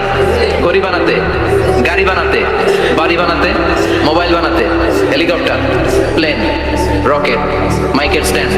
সুবহানাল্লাহ। এমন কোন জিনিস নাই যেটার মধ্যে লোহা লাগে না। এজন্য আল্লাহ বললেন এই লোহার নামে আমি একটা সূরা ডেডিকেট করলাম, ওয়া আনজালনাল হাদিদ ফীহি বা'সুন শাদীদ। আমি লোহাকে নাজিল করেছি। আল্লাহ বলেছেন, খেয়াল করে শব্দটা শুনেন, ওয়া আনজালনাল হাদিদ, আমি লোহাকে উপর থেকে নাজিল করেছি। কি করেছি? কথা বলেন। তার মানে লোহা পৃথিবীতে ছিল না, নাজিল করছে কে? লোহা পৃথিবীতে ছিল? পৃথিবীতে ছিল। পৃথিবীতে থাকলে নাজিল করবেন কেন? এই যে কোরআনটা পৃথিবীতে আগে ছিল, নাজিল করছে কে? কোন ফেরেশতাকে দিয়ে? সাইয়েদনা জিবরাইল। কোন নবীর উপর? বিশ্বনবী মুহাম্মদ রাসূলুল্লাহ। আল্লাহু আকবার। তার মানে ওহি পৃথিবীতে ছিল না, আল্লাহ উপর থেকে নাজিল করেছেন। নুজুল মানে উপর থেকে নিচের দিকে আসা। এই নুজুল শব্দ ব্যবহার করে আল্লাহ বললেন ওয়া আনজালনাল হাদিদ, লোহাকে আমি নাজিল করেছি। তার মানে লোহা পৃথিবীর উপাদান নয়, লোহা এসেছে উপর থেকে। কোন সুবহানাল্লাহ। বিজ্ঞানীরা, পদার্থবিদ যারা গবেষণা করে এটাই পেয়েছেন, লোহা আসলে পৃথিবীর না। লোহা পৃথিবীতে উৎপাদন করা হয় নাই। লোহার যে মলিকিউল, অণু আছে, লোহার একটা অণু তৈরি করার মতো ক্ষমতা পৃথিবীর নাই। ইভেন এই সৌরজগতের কোনো কিছু নাই। সূর্যের তাপে লোহা তৈরি হতে পারে। লোহার ছোট্ট একটা অণু তৈরি করতে কমপক্ষে 1 কোটি ডিগ্রি সেলসিয়াস তাপের প্রয়োজন হয়।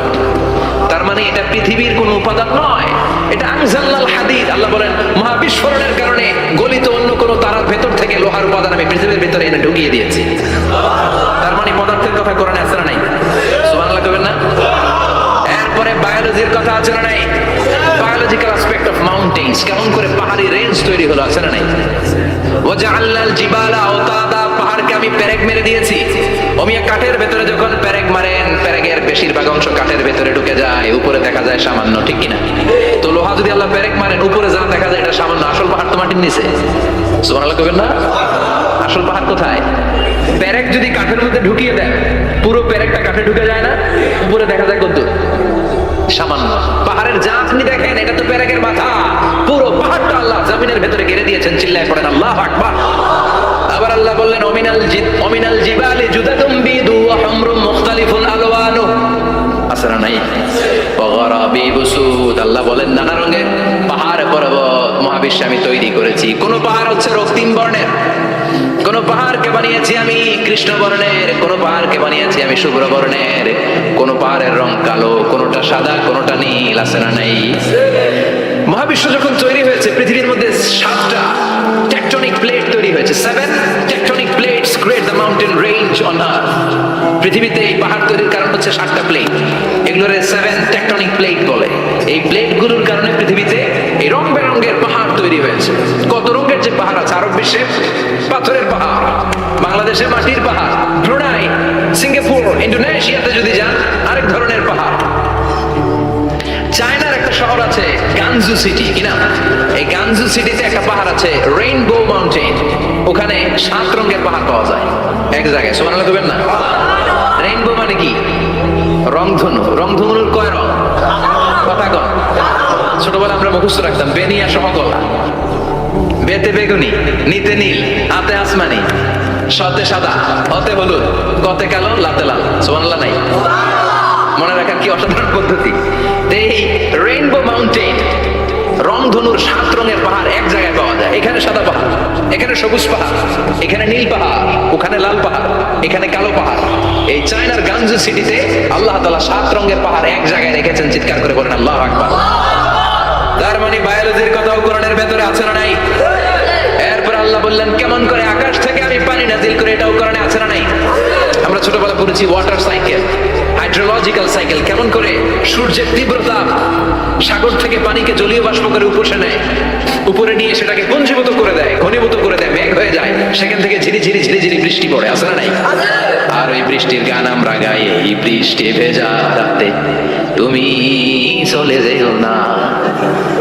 ওই বৃষ্টি পেয়ে আল্লাহর কাছে দোয়া করে না? বিশ্বনবী বলেন রহমতের বৃষ্টির নিচে দাঁড়িয়ে কেউ যদি হাত তুলে দোয়া করে, ওই দোয়া কবুল করে কে? আবার আকাশের মধ্যে মেঘের ঘনঘটা দেখলে বিশ্বনবী পেরেশান হয়ে যেতেন, হয়রান হয়ে যেতেন, আর আল্লাহর কাছে বলতেন আল্লাহ এই মেঘ দিয়ে তুমি আমাদেরকে আযাব দিও না, তুমি আমাদেরকে গজব দিও না, তুমি আমাদেরকে শেষ করে দিও না, এই মেঘ থেকে তুমি আমাদেরকে রহমতের বৃষ্টি দাও। পড়ে না আমিন। বৃষ্টি দেখলে বিশ্বনবী বলতেন আল্লাহুম্মা সাইয়িবান নাফিআ ইয়া গাউসু আগিসনা গাউসান মুগীসান মারিআন মারিআন নাফিআন গায়রা দার আজিলান গায়রা আজিল। হে আল্লাহ এই বৃষ্টি থেকে তুমি ঠান্ডা রহমতের পানি দাও। কি দাও? আল্লাহ মেঘে দে পানি দে ছায়া দে রে তুই, আল্লাহ মেঘে দে, পড়েন পড়েন, আল্লাহ মেঘে দে পানি দে ছায়া দে রে তুই, আল্লাহ মেঘে দে। এই ওয়াটার সাইকেলের কথা আল্লাহ বলেছেন।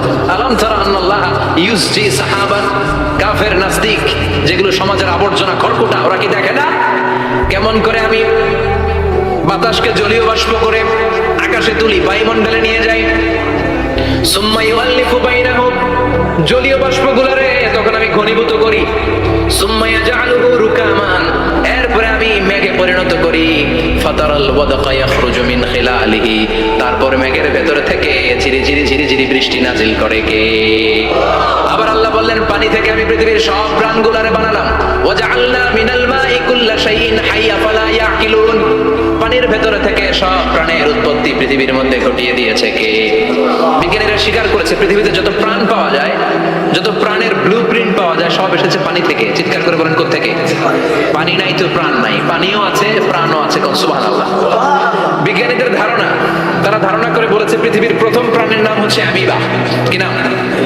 ওরা বলেছে এটা 21 জীব, it's a very small unicellular organism found ever in the world. পৃথিবীতে পাওয়া প্রথম 21 প্রাণীর নাম হচ্ছে অ্যামিবা। এটা এসেছে শৈবালের মধ্যে, এরপরে জুপ্লাঙ্কটন, ফাইটোপ্লাঙ্কটন, ব্যাকটেরিও প্লাঙ্কটন, একটার পর একটা স্পিসিস প্রজাতি পৃথিবীতে ডেভেলপ করেছে। সুবহানাল্লাহ। এই পানির কথা কোরআনের ভেতরে বলে দিল কে? এজন্য আল্লাহ বললেন ওয়াল কোরআনিল হাকীম, বিজ্ঞানময় কোরআনের শপথ। এই কোরআনটা বিজ্ঞানের ভাষা, এই কোরআন আশ্চর্যের শেষ নাই, এই কোরআন কোনোদিন পুরাতন হয় না। এই কোরআনের ভেতরে আল্লাহ দিয়েছেন হেদায়েতের মশাল, আর কোরআনটাকে বানিয়েছেন বিজ্ঞানের সুউচ্চ মিনার জোরে। কোন সুবহানাল্লাহ। তার মানে কোরআনে আমরা কি পেলাম? দুধের কথা পেলাম, মধুর কথা পেলাম, কিভাবে ডায়েট করবেন সেটা আমরা পেলাম, আমরা কসমোলজি পেলাম, অ্যাস্ট্রোলজি পেলাম, বায়োলজি পেলাম, ফিজিক্স পেলাম, ওয়াটার সাইকেল পেলাম। এবার পাতালপুরের কথার দরকার আছে না নাই? পৃথিবীর একেবারে গভীরতম গভীরে কি আছে এটা কিন্তু কোরআনে নাই, আছে। পৃথিবীর মাঝখানে যে উত্তপ্ত লাভা আর আগুন, এটা আপনারা জানেন? পৃথিবীর উপর দিয়ে আমরা ঠান্ডা পৃথিবীতে ঘুরে বেড়াই, কিন্তু এর ভিতরে কিন্তু আগুন, লাভা।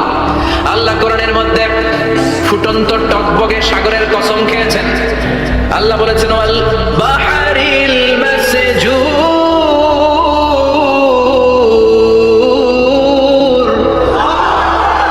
আমি কোরআনের ভেতরে ফুটন্ত টকবগে সাগরের পানির কসম খেলাম। পড়েন সুবহানাল্লাহ।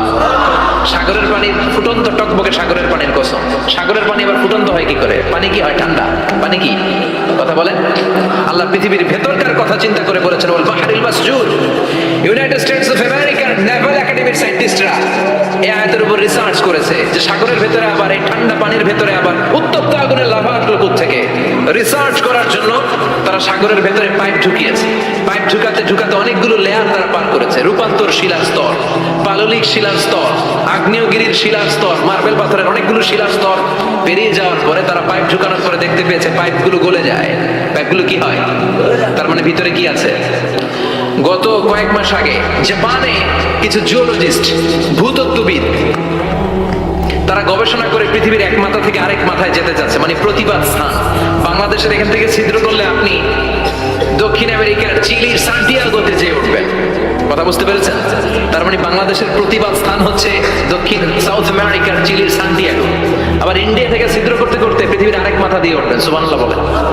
এটা তারা শুরু করেছে কিন্তু এখনো সফল হয় নাই।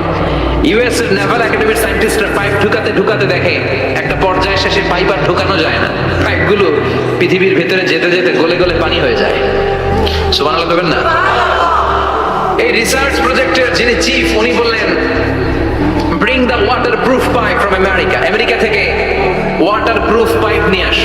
আমার এমন পাইপ লাগবে গবেষণা করার জন্য যে পাইপ আগুনে জ্বলে না। ওয়াটারপ্রুফের মধ্যে আগুন লাগালে আগুন ধরবে? বুলেট প্রুফে বুলেট মারলে বুলেট ঢুকবে? মাননীয় প্রধানমন্ত্রী শেখ হাসিনা যে গাড়িতে করে চড়ে, এটা বুলেট প্রুফ কার? গুলি মারলে ঢুকবে? আবার গুলি মারতে যায় না। প্রথম আকাশে কত দূরে আমেরিকার নাসার বিজ্ঞানীরাও জানেন। খালি চোখে আমরা যা দেখি এটা প্রথম আকাশের মহাশূন্য, এর অনেক অনেক অনেক উপরে প্রথম আকাশ। এরপরে দ্বিতীয় আকাশের মহাশূন্যের স্তর শুরু, এরপরে দ্বিতীয় আকাশ, তারপরে তৃতীয় আকাশের মহাশূন্যের স্তর শুরু, তারপরে তৃতীয় আকাশ। একটা হচ্ছে আরেকটা বড়। প্রথম আকাশ হচ্ছে দ্বিতীয় আকাশ কত বড় বলি, আপনার হাতের আংটিটা যদি সাহারা মরুভূমিতে আপনি ছড়ে ফেলে দেন, পুরো মরুভূমির তুলনায় আংটি যত ছোট, আল্লাহর দ্বিতীয় আসমানের তুলনায় আল্লাহর প্রথম আসমানটা ঠিক তত ছোট। একটা হচ্ছে একটা বড়, একটা হচ্ছে একটা বড়। সূর্য দেখে আমরা অবাক হয়ে যাই, 9,30,00,000 মাইল দূরে। এই পৃথিবীর যে 13 লক্ষ গুণ বড়। এটার সানশাইন, আলো আসতে পৃথিবীতে 8 মিনিট 18 সেকেন্ড লেগে যায়। আমরা মনে করছি সূর্যই বড়। আমরা বসে আছি মাইথার দিয়াতে, তাই না? এই জায়গাটার নাম কি? মাইথার দিয়া কি খালি এতটুকু প্যান্ডেলের সমান? কত বড় মাইথার দিয়া! এই পুরো মাইথার দিয়া কোন থানায় পড়ছে? দাউদকান। দাউদকান্দি হচ্ছে কুমিল্লার 16টা থানার একটা, ঠিক কিনা? 16 থানা মিলে কুমিল্লার একটা জেলা। এরকম কয়টা জেলা আছে? 64। এই 64 জেলা মিলে আমাদের সুজলা সুফলা শস্য শ্যামলা ডিজিটাল বাংলাদেশ। কথা কন। আর বাংলাদেশ হচ্ছে পৃথিবীর সবচেয়ে বড় দেশ। হ্যাঁ, 64 জেলা, এরপরে ছোট। যাদের অ্যাটলাস ম্যাপ নিয়ে যাদের ধারণা আছে তারা দেখবেন বাংলাদেশ এই শব্দটা লেখার জায়গাও আমরা পাই না। মানচিত্রে বাংলাদেশ শব্দটা লেখার জায়গা পায় না। বিআরএ উঠে যায় ইন্ডিয়ার উপর, আর ডিএসএ উঠে যায় আবার ইন্ডিয়ার উপর। মাঝখানের দুইটা অক্ষর বাংলাদেশের উপরে পড়ে। চিন্তা আপনার ঠিক কিনা? কত ছোট দেশ। পাশের ইন্ডিয়া 20-25 গুণ বড়। ইউরোপ আমেরিকার অনেক দেশ আছে, আমেরিকায় বাংলাদেশ হচ্ছে শতগুণ বড়, কানাডা কয়েকশো গুণ বড়, রাশিয়া কয়েকশো গুণ বড়। এরকম প্রায় 200 দেশ নিয়ে পৃথিবীর স্থলভাগ, আর 70% হচ্ছে শুধু পানি। এই সব মিলে আমাদের এই পৃথিবী। আর এত বড় পৃথিবীর চেয়েও নাকি সূর্য 13 লক্ষ গুণ বড়।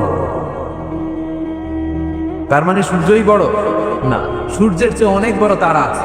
সূর্যের পরে পৃথিবীর সবচেয়ে কাছের যে তারা বা স্টার, ওটার নাম হচ্ছে প্রক্সিমা সেন্ট্রাই। নাম কি?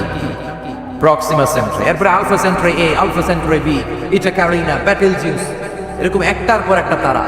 যেই সূর্য পৃথিবীর চেয়ে 13 লক্ষ গুণ বড়, বেটেলজিউস নামে একটা তারা আছে, ওটা সূর্যের চেয়ে 33 কোটি গুণ বড়। তার মানে কি বেটেলজিউসই সবচেয়ে বড় না? ছোট্ট একটা তারা। এই বেটেলজিউস খেয়ে ফেলাইতে পারে এরকম 1000 কোটি গুণ বড় সাইজের তারা আছে না নাই? এরকম কয়েক বিলিয়ন তারা নিয়ে আমাদের গ্যালাক্সি গঠিত। আমাদের গ্যালাক্সি, এটার নাম মিল্কি ওয়ে। এটার নাম কি? আমাদের গ্যালাক্সি। এই গ্যালাক্সিতে আমাদের অবস্থা। এরকম কত হাজার কোটি গ্যালাক্সি আছে আমেরিকার নাসার বিজ্ঞানীরাও জানে। আমাদের গ্যালাক্সির সবচেয়ে কাছের যে গ্যালাক্সি, ওই গ্যালাক্সিটার নাম হচ্ছে অ্যান্ড্রোমেডা। কি নাম? অ্যান্ড্রোমেডা। আমাদের গ্যালাক্সি থেকে কেউ যদি কাছের গ্যালাক্সি অ্যান্ড্রোমেডাতে যেতে চায়, তার 2.5 বিলিয়ন লাইট ইয়ার্স সময় লেগে যাবে। কথাটা কঠিন হয়ে গেছে, আমি ভেঙে বলি তারপরে সুবহানাল্লাহ করি। আমাদের গ্যালাক্সির নাম মিল্কি ওয়ে। মিল্কি ওয়ে থেকে যদি কেউ অ্যান্ড্রোমেডাতে যেতে চায়, কত সময় লাগবে? 2.5 billion light year. Light year মানে আলোকবর্ষ। আলোর গতিতে যদি ছোটা যায় 2.5 মিলিয়ন মানে হচ্ছে প্রায় 25 লক্ষ। তাহলে পৃথিবীতে সবচেয়ে দ্রুতগামী যে বিষয়টা আবিষ্কৃত হয়েছে সেটা হচ্ছে আলো। এই যে লাইট মারলে যে ছুটে, এই লাইট প্রতি সেকেন্ডে 1,86,000 মাইল বেগে ছুটতে পারে। 1 মিনিটে না, 1 ঘন্টা না, 1 মিনিটে না, 1 সেকেন্ডে আলো চলে যায় কয় মাইল? 1,86,000 কোটি চিন্তা। আপনি কল্পনা করতে পারেন? হয়তো মাথা নামাইতেছে না। এটা কি কল্পনা করা যাবে? আমার তো তার ফেলে যাচ্ছে। 1 সেকেন্ডে নাকি আলো ছুটে 1,86,000 মাইল বেগে। 1 সেকেন্ড শব্দ করেছে তো 2 সেকেন্ড লাগে। কথা কর, এর মধ্যে আলো চলে গেছে 1,86,000 মাইল। তো কোন রকেট যদি আপনি পান, যে রকেট দিয়ে সেকেন্ডে 1,86,000 মাইল বেগে রকেটটা ছুটবে প্রতি সেকেন্ডে, খেয়াল করেন, ঘন্টায় না, মিনিটে না, কিসে? সেকেন্ডে। যে রকেটটা সেকেন্ডে 1,86,000 মাইল বেগে ছুটবে, ওই রকেটটা দিয়ে আমাদের গ্যালাক্সি থেকে আমাদের পাশের গ্যালাক্সি অ্যান্ড্রোমেডাতে পৌঁছতে আপনার 25 লক্ষ বছর লেগে যাবে। সুবহানাল্লাহ, বাড়ি দিকে বললেন। এরকম বিশাল বিশাল তারা দিয়ে আমাদের আকাশটারে বিউটিফাই করেছে কে? এজন্য আল্লাহ বললেন, ওয়ালাকাদ যায়্যানাস সামাআদ দুনিয়া বিমাসাবিহা ওয়া জাআলনাহা রুজুমান লিশ-শায়াতিন। আমি এই দুনিয়ার আকাশটারে সুন্দর সুন্দর তারকারাজি লাইটের মতো সেটিং করে সুশোভিত করেছি। আবার এই তারকা দিয়ে আমি শয়তানদেরকে প্রহারও করেছি। সুবহানাল্লাহ, শয়তানদেরকে আল্লাহ তারা মেরে আঘাত করে। সুবহানাল্লাহ বলেন। এরপরে এই সূরার প্রথম রুকুর শেষে আল্লাহ বললেন, وَأَسِرُّوا قَوْلَكُمْ أَوْ اجْهَرُوا بِهِ إِنَّهُ عَلِيمٌ بِذَاتِ الصُّدُورِ أَلَا يَعْلَمُ مَنْ خَلَقَ وَهُوَ اللَّطِيفُ الْخَبِيرُ। আল্লাহ বললেন, وَأَسِرُّوا قَوْلَكُمْ, তোমরা যদি গোপনে কথা বলো, أَوْ اجْهَرُوا بِهِ, কিংবা স্পষ্ট করে বলো, সব শুনে কে? আপনি যেমনি বলেন শুনবে কে? বললেই নাই, কিন্তু মনে মনে ভাবছেন শুনবে কে? সুবহানাল্লাহ কইবেন না? সাত আকাশের উপরে, আরশের উপরে তার অবস্থান, সাত জমিনের নিচে, কোন গোপনতম প্রকোষ্ঠে, কোন ছোট্ট বাক্সের ভেতরে যদি কোনো পিপিলিকা নীরবে হেঁটে যায়, আল্লাহ বলে আমি ওই পিঁপড়ার হেঁটে চলার পায়ের আওয়াজটাও শুনতে পাই। এজন্য কেউ যেটা শুনে না, শুনে কে? এরপর আল্লাহ বললেন, ওয়াল্লাযী জাআলা লাকুমুল আরদা যালুলান ফামশু ফী মানাকিবিহা ওয়া কুলু মির রিজকি ওয়া ইলাইহিন নুশুর। সুবহানাল্লাহ বলেন। আল্লাহ ডেকে বললেন, গোলাম, তোমাদের জন্য জমিনটারে আমি বিছানা বানিয়েছি। আল্লাযী জাআলা লাকুমুল আরদা ফিরাশা, জমিনটারে বিছানা বানিয়েছে কে? এই বিছানার মতো সমতল জমিন দিয়ে তোমরা হেঁটে বেড়াও, চলে বেড়াও, হেলে দুলে পড়ার সুযোগ নাই, ঠিক কি না? এই যে মাইথার দিয়ার আজকের যে ময়দান, এটা যদি বিছানার মতো সমান না হয়তো বসতে পারতেন? কথা কন। এই ময়দানের প্যান্ডেলের এদিক দিয়ে উঁচা, এদিক দিয়ে গর্ত, এদিক দিয়ে নিচা, এদিক দিয়ে খাড়া, কেমন হতো? কথা কন। কেউ আমার দেখতো, কেউ দেখতো না, কেউ দাঁড়াইয়া, কেউ বসে, আছে না নাই? কিন্তু জমিনটারে সমতল বানালো কে? আপনি যদি বিমান থেকে যদি আপনি দেখেন, বিমানের গ্লাস দিয়ে, জানলা দিয়ে যদি আপনি নিচের দিকে তাকান, আপনি দেখবেন মনে হবে পুরো জমিনটাকে আল্লাহ সবুজ কার্পেট দিয়ে কার্পেটিং করে রেখেছে। এই সৌন্দর্য দিয়েছে কে? আবার রব্বুল আলামিন বলেন, জমিনটারে সমান দেখে, কার্পেটিং দেখে মনে করো না তোমরা বেঁচে গিয়েছো। আমার দেয়া বিধান আমার জমিনে যদি কায়েম করতে না পারো, এই কার্পেটিং করা জমিনের ভেতরে আযাব আসরা নাই। এই পুরো জমিনের ভেতরে আছে আগুন আর আগুন। আগ্নেয়গিরির অগ্নুৎপাত জ্বালামুখে বিস্ফোরণ করে দিয়ে গোটা বিশ্বটারে মুহূর্তে বেসাকার করে দিতে পারে কে? এজন্য আল্লাহ ডেকে বললেন, গোলাম, আমিনতুম মান ফিস সামাই আন ইয়াখসিফা বিকুমুল আরদা ফাইদা হিয়া তামুর। তোমরা কি ভেবেছো নাকি বেঁচে যাবা? আমি চাইলেই পুরো জমিনটারে কাঁপিয়ে দিতে পারি। আন ইয়াখসিফা বিকুমুল আরদ, খাসাফ মানে ল্যান্ডস্লাইড। খাসাফ মানে কি? ল্যান্ডস্লাইড, ভূমিধস, ভূকম্পন, আর্থকোয়েক, আছে না নাই? বাংলাদেশে তো ভূমিকম্প হয় না, না? টের পাইছেন? মাঝে মাঝে মাঝরাতে হয় না? 3টার দিকে নিজেই দৌড় দিব না, বাচ্চারা লইয়া দৌড় দিব, লুঙ্গি পইরা দৌড় দিব না, লুঙ্গি ছাড়া দৌড়াবো। কথা কও। এই ভূমিকম্প আছে না নাই? আল্লাহ বলে, মনে করো না জমিনটা সমতল, কার্পেটিং করে দিয়েছি। এই কার্পেটিং এর ভিতরে আগুনের দলা আছে না নাই? আবার আল্লাহ বললেন, আমিনতুম মান ফিস সামাই আন ইউরসিলা আলাইকুম হাসিবা।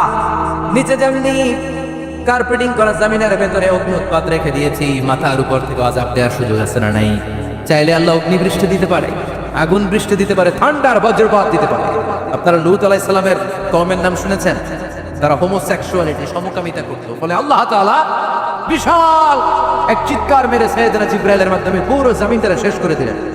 ফাজআলনা আলিয়াহা সাফিলাহা ওয়া আমতারনা আলাইহিম হিজারাতাম মিন সিজিল। তাদের অপকর্মের কারণে জর্ডানের ওই এলাকাটাকে আল্লাহ বললেন জিবরাইল এলাকাটারে হাতে তুলে নে, আকাশের উপরে তুলে পুরো এলাকা সহ মানুষ সহ জমিনের মধ্যে গেড়ে দে। জমিনের নিচের মাটি উপরে নিয়ে গেল কে? উপরের মাটি নিচে নিয়ে গেল কে? পুরো জায়গাটা এখন ডেড সি হয়ে গেছে। কিসি? ডেড সি নাম শোনেন নাই বোধহয়? আজকে শুনে রাখেন, এটাতে বলে মৃত সাগর। এটা গজবের জায়গা, ওখানে মানুষও ডুবে না। লবণের ডেন্সিটি, সল্টের ডেন্সিটি এত হাই, এই পানির মধ্যে এত গজব, এর মধ্যে কোনো মাছ জন্মায় না, চিংড়ি জন্মায় না, কাঁকড়া জন্মায় না, ব্যাং হয় না, শ্যাওলা হয় না, কিচ্ছু বাঁচে না। এটা গজবের জায়গা, চিন্তা করেন ঠিক এরা। যে আল্লাহ জর্ডানের এলাকা তারে ধ্বংস করে দিল, ওই আল্লাহ আজও আসে নাই। এই জন্য নিজ দিয়ে তিনি যেমনি আযাব দিতে পারেন, ভূমিকম্প দিতে পারেন, জলোচ্ছ্বাস দিতে পারেন, উপর থেকে তিনি শিলাবৃষ্টি দিতে পারেন কি পারেন না? মাইতের দিয়ে কখনো শিলাবৃষ্টি হয়েছিল? হ্যাঁ, ফসল ক্ষেত শেষ করে দেয় না? ছাগল টাগল মরে যায়। ছাগল যদি ইয়েতে থাকে ক্ষেতের মধ্যে, বড় শিলা মাথায় করলে শেষ, মানুষও শেষ, টিনের চালও শেষ। কথা কন। এরপরে আল্লাহ যদি উল্কা বৃষ্টি পাঠায়, উল্কা যদি পড়ে, কই যাবে? কোথায় যাবেন আপনি? উল্কা চিনেন? মহাশূন্যে বিশাল পাথরের খণ্ড ঘর্ষণ খেয়ে পৃথিবীর ভেতরে ঢুকে যায়। এই পৃথিবীতে সবচেয়ে বড় উল্কাপিণ্ড পড়েছে সাউথ আফ্রিকা। সাউথ আফ্রিকার একটা সিটি আছে, হোবা সিটি।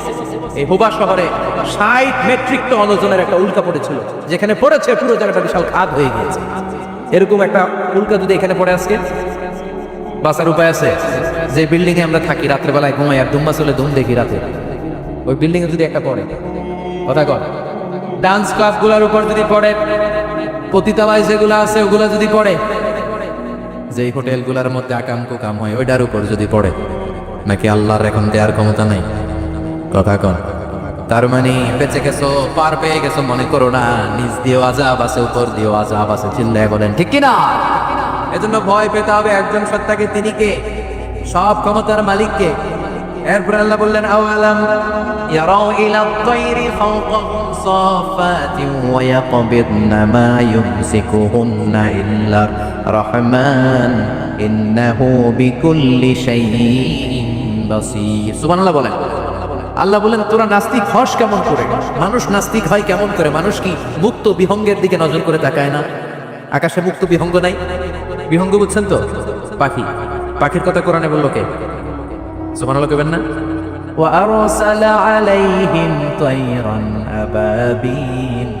আবার কাবা ভাঙতে এলে পাঠাও আবাবিল। দাও খোদা দাও আমায় আবার উমর দরজ দিল। দাও খোদা দাও আমায় আবার উমর দরজ দিল। সুবহানাল্লাহ পড়ে। এই যে আল্লাহ বললেন ওয়া আরসালা আলাইহিম, তারপর তায়রান আবাবিল, তায়ের মানে পাখি, তায়ের মানে কি? আবার জান্নাতে যারা যাবে তাদেরকে পাখির ভুনাগোশত খাওয়াবে কে? জান্নাতে যাওয়ার সাথে সাথে প্রথমে আল্লাহ আপনাদেরকে মেহমানদারি করবে মাছের কলিজা দিয়ে। খাইবেন? মাছের কলিজার কথা শুনে জিভে পানি আসছে নাকি? আউয়ালু তাআমিন ইয়াকুলুহু আহলুল জান্নাতি ফাজিয়াদাতু কাবিদিল হুত। প্রথমে মাছের কলিজা, এরপরে পাখির ভুনাগোশত। তার মানে পাখির কথা কোরআনে আছে না নাই? আবার সাইয়েদনা সুলাইমান আলাইহিস সালামের একটা পাখি ছিল, ওইটার নাম কি ছিল? হুদহুদ পাখি। মাথার উপর দিয়ে চলতো, আর ওইটার চোখে জুমিং পাওয়ার আল্লাহ এত বেশি দিয়েছিল, এটা জমিনে নজর করলে বুঝতে পারতো কয় হাজার ফিট নিচে পানি আছে, পানিটা মিষ্টি না লবণাক্ত না কেমন, দেখে দেখে মুহূর্তের মধ্যে সাইয়েদনা সুলাইমানের কাছে সব তথ্য সরবরাহ করে দিত। সুবহানাল্লাহ। এজন্য আল্লাহ বললেন নাস্তিকগুলো কি পাখির দিকে তাকায় না? এই পাখির দিকে তাকালে পাখির রব আল্লাহরে খুঁজে পাওয়া যায়। পাখির দিকে তাকালে, মুক্ত বিহঙ্গের দিকে তাকালে কেমন করে পাখিগুলো উড়ে যায়। এই পাখিগুলো আকাশে ধরে রাখে কে? মা ইউমসিকুহুন্না ইল্লা রাহমান। রহমান ছাড়া কেউ পাখিগুলোর সামনে ধরে রাখতে পারে না। কত শত আয়াতে যে আল্লাহ পাখির কথা বলেছেন হিসাব নাই। কত ধরনের পাখি যে আল্লাহ বানিয়েছেন কোনো হিসাব নেই। আপনারা ঘরে জিওগ্রাফিক্যাল চ্যানেলগুলো দেখেন? হ্যাঁ, না জি বাংলা দেখেন? স্টার জলসা, কিরণমালা, কি দেখেন? জিওগ্রাফিক্যাল চ্যানেল দেখেন। ওখানে দেখবেন একটা পাখি আল্লাহ তৈরি করেছে, পৃথিবীর সবচেয়ে ছোট পাখি, নাম হলো হামিং বার্ড। কি নাম? The smallest bird ever in the world. সবচেয়ে ছোট, এটা প্রাপ্তবয়স্ক 3 থেকে 5 ইঞ্চি লম্বা। এটার পূর্ণ যৌবন, এটা লম্বা কত? 3 থেকে 5 ইঞ্চি। এটা প্রতি সেকেন্ডে ডানা ঝাপটাতে পারে 80 বার। কয়বার? আমাদের ডানা আছে না দুইটা? আপনি আপনার ডানা 1 সেকেন্ডে কয়বার ঝাপটাতে পারবেন? হ্যাঁ, আমি ঝাপটাইলাম, কয়টা হয়েছে 1 সেকেন্ডে? হ্যাঁ, 3টা 4টা ঝাপটা দিতেই আমার সেকেন্ড। কিন্তু এই পাখিটা প্রতি সেকেন্ডে তার 2 পাখা ঝাপটায় কয়বার? পৃথিবীর সব পাখি সামনে ওড়ে, তো এই পাখি সামনে যেমনি ওড়ে, এট দ্য সেম টাইম এই পাখি পিছনের দিকে উঠতে পারে। সুবহানাল্লাহ। বাড়িতে যাই বললেন ইউরোপের আল্পস পর্বতমালায় গুগল করবেন যে আজকে গুগলে লিখবেন যে আলপিন সুইফট একটা পাখি আছে। এই পাখিটা একবার যখন শূন্যে উড়াল দেয়, উড়ন্ত অবস্থায় এটা আকাশে 6 মাস থাকতে পারে। আকাশের মেঘের আপ থেকে পানি খায়, শূন্যে ভেসে বেড়ানো পোকামাকড় ধরে খেয়ে বেঁচে থাকে। 6 মাস পর একবার জমিনে ল্যান্ড করে না, নেমে কয়েকদিন থেকে আবার উড়াল মারে, আবার উড়াল মারলে আবার 6 মাস। আলপিন সুইফট। আরেকটা পাখি আছে, অদ্ভুত পাখি, নাম হোমা বার্ড। এই হোমা বার্ড উড়ন্ত অবস্থায় ডিম পেড়ে দেয়, আর ওই ডিমটা জমিনে পড়ার আগেই মাঝখানে ডিম ফেটে বাচ্চা বেরোয়, বাচ্চা উঠতে শুরু করে দেয়। এই পাখিগুলোর কথা কোরআনে আছে না নাই? এজন্য আল্লাহ বললেন আওয়ালাম ইয়ারাউ ইলা তাইরি ফাওকাহুম সাফাতিন ওয়া ইয়াকবিদনা মা ইউমসিকুহুন্না ইল্লার রাহমান ইন্নাহু বিকুল্লি শাইইন বাসীর। আল্লাহ বললেন নাস্তিকগুলো কি পাখির দিকে নজর করে তাকায় না? পাখির দিকে নজর করে যদি তাকায় তখন পাখির রব আল্লাহরে খুঁজে পাবে। চিল্লায় বলেন ঠিক কি না? পাখিকে আরবিতে বললে তয়ের। সবাই বলেন পাখির আরবি কি? বিমানের আরবিও তয়ের। পাখি আরবি যা, বিমান আরবিও। এই পাখি নিয়ে গবেষণা করে বিমান বানাইছে। সুবহানাল্লাহ কইবেন না? আমরা বানাই নাই, আমরা তো খুঁজাখুঁজিতে ব্যস্ত, আমরা আছি ফতুয়া নিয়ে ব্যস্ত। তুই 20 কারণে কাফের, তোর চাচা 90 কারণে কাফের। তোর চাচা মরলে যেই জায়গায় কবর দেওয়া হবে, ওই কবরের মাটির উপরে যে ঘাস উঠবে, ওই ঘাস যে গরু খাবে, ওই গরুর দুধ যে খাবে, ও কাফের। আছে না নাই? খালি কাফের ফতুয়া দেয় ব্যস্ত। আমরা ফতুয়া নিয়ে রইলাম আর ওরা সব আবিষ্কার করে ফেলবে। উইলবার রাইট আর অরভিল রাইট, এই 2 ভাই 1903 সালে এই বিমান আবিষ্কার করেছে এই আয়াতের উপর গবেষণা করে। আওয়ালাম ইয়ারাউ ইলা তাইর, ওরা কি পাখি নিয়ে ভাবে না? আমাদের তো ভাবার সময় নেই, আমরা আছি মদ নিয়ে আর নারী নিয়ে আর জুয়াবাজি নিয়ে। চিল্লায় বলেন ঠিক কিনা? এমন অনেক মন্ত্রীদের হোটেল আছে যেখানে পতিতালয় রাত দেখানো। চিল্লায় বলো ঠিক কিনা? মুসলমানরা মদ আর নারী নিয়ে ব্যস্ত, আর ইহুদি খ্রিস্টানরা আমাদের সব ঐতিহ্যকে ধারণ করেছে। উইলবার রাইট অরভিল রাইট গবেষণা শুরু করে দিল। পাহাড়ে শুয়ে শুয়ে 2 ভাই খালি পাখির ছবি আঁকে, কেমনে পাখিগুলোর ডানা ঝাপটা মেরে ওঠে, কেমনে নামে। গবেষণা করতে করতে করতে প্লেন বানায় ফেললো 1903 সালে। আজ থেকে 100 বছর আগের স্টোরি শোনাচ্ছে আপনাদের। তখনকার বিমান এখনকার বিমানের মতো ছিল না। আপনি দেখবেন যে শুরুতে বিমান কেমন ছিল। শুরুতে ভাঙ্গা চূড়া 2টা পাখা নিয়ে একটু উড়ে আবার থপাস করে পড়ে, কিন্তু আশা হারায় না, আবার ওরা থপাস করে পড়ে। আমেরিকাতে সুবিধা করতে পারেনি। ফ্রান্সের এক কিং তাদেরকে ডোনেট করেছে বিপুল অঙ্কের টাকা দিয়ে। তারা প্রথম ফ্রান্সের একটা শহর থেকে আরেকটা শহরে পৃথিবীর প্রথম প্যাসেঞ্জার প্লেন নিরাপদে ল্যান্ড করেছে। মানুষের উড়ার স্বপ্ন সফল হতে শুরু করেছে। এখন বিভিন্ন ধরনের বিমান একটার পর একটা শুরু হয়েছে। এই পৃথিবীর সবচাইতে দ্রুতগামী যে বিমানটা আগে ছিল নাম ছিল কনকর্ড যাত্রীবাহী বিমান। এটার পরে এখন একটা বাইরেছে বোম সুপারসনিক। কি নাম? Bomb supersonic. এত স্পিডে চলে, এই মাত্র দেখলেন এদিকে এয়ারপোর্ট দেখবেন নাই, ওই দিকে। সুবহানাল্লাহ পড়ে।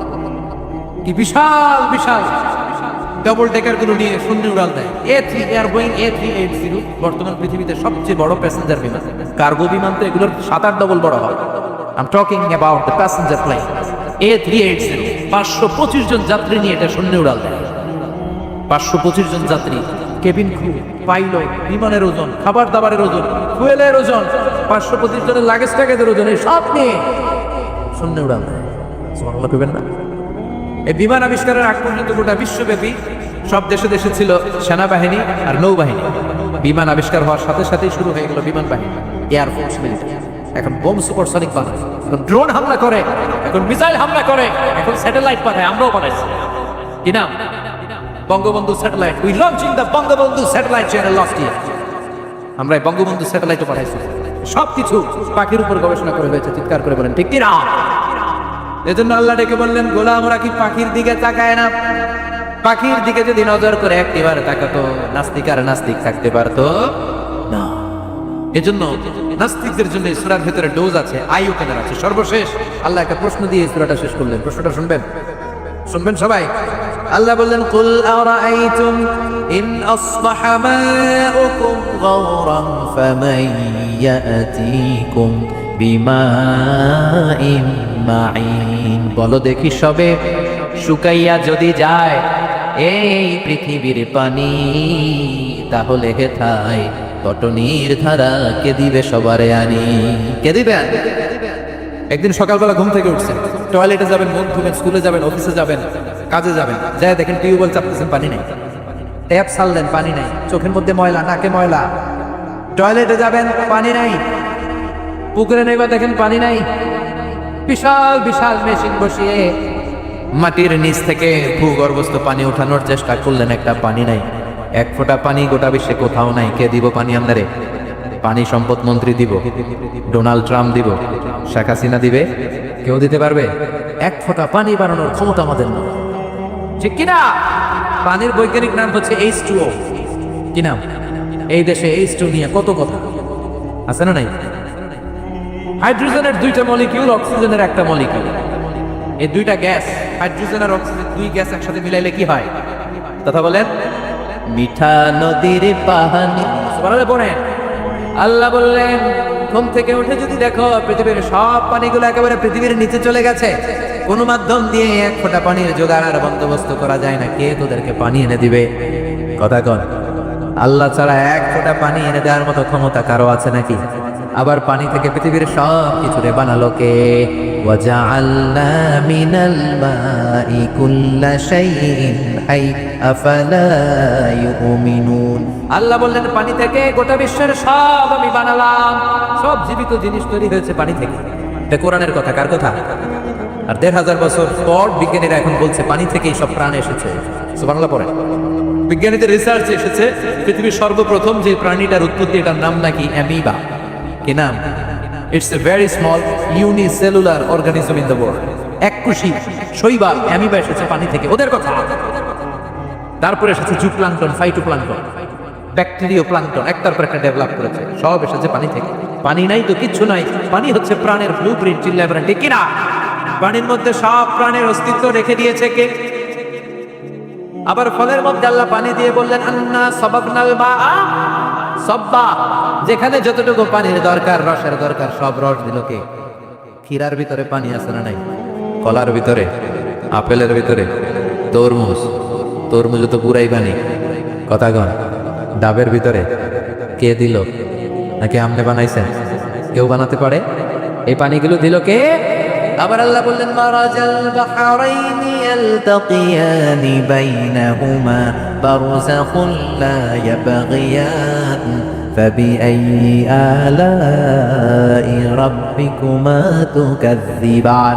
দুই দিকে সাগর বয়ে যায়, একদিকে এলো না পানি, একদিকে মিঠা পানি, একসাথে সাগরটা বয়ে যায়, কিন্তু মাঝখানে এমন ব্লকেজ, একটার পানি আরেকটার সাথে মিশে না, আটকায় রাখলো কে?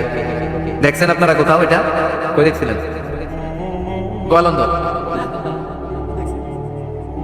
বুড়িগঙ্গার এখানে একসাথে পানি বয়ে যায়, এই জায়গায় পানি, এই জায়গায় পানি মিলে না, মিশে না। দাউদকান্দির এখানেও আছে, মিশে না। এর কারণ এই পাশের পানি, এটা ডেনসিটি হাই, বেশি ঘন, এটা ডেনসিটি লো, এটা পাতলা, এটা টেম্পারেচার হাই, এটা টেম্পারেচার কম, এটা লবণ বেশি, এটা লবণ কম, দুইটা দুই পানি একসাথে বয়ে যায়, একটার সাথে আরেকটা মিশে না। এই কারিগরটাকে চিল্লায় বলতে হবে কে? সেজন্য আল্লাহ বললেন গোলাম পানি দিয়ে আমি বানালাম, পানি ছাড়া বাঁচবি না। এজন্য সব জায়গায় পানির ব্যবস্থা করে দিয়েছে কি? আবার বেশি পানি হলেও মরার ব্যবস্থা আছে না নাই? সাইয়েদনা নূহ আলাইহিস সালামের কওমকে বন্যা দিয়ে ধ্বংস করেছে কে? এজন্য পানি চাইবো কার কাছে? কথা কন। যাওয়া লাগবে, কেউ বাঁচতে পারবে।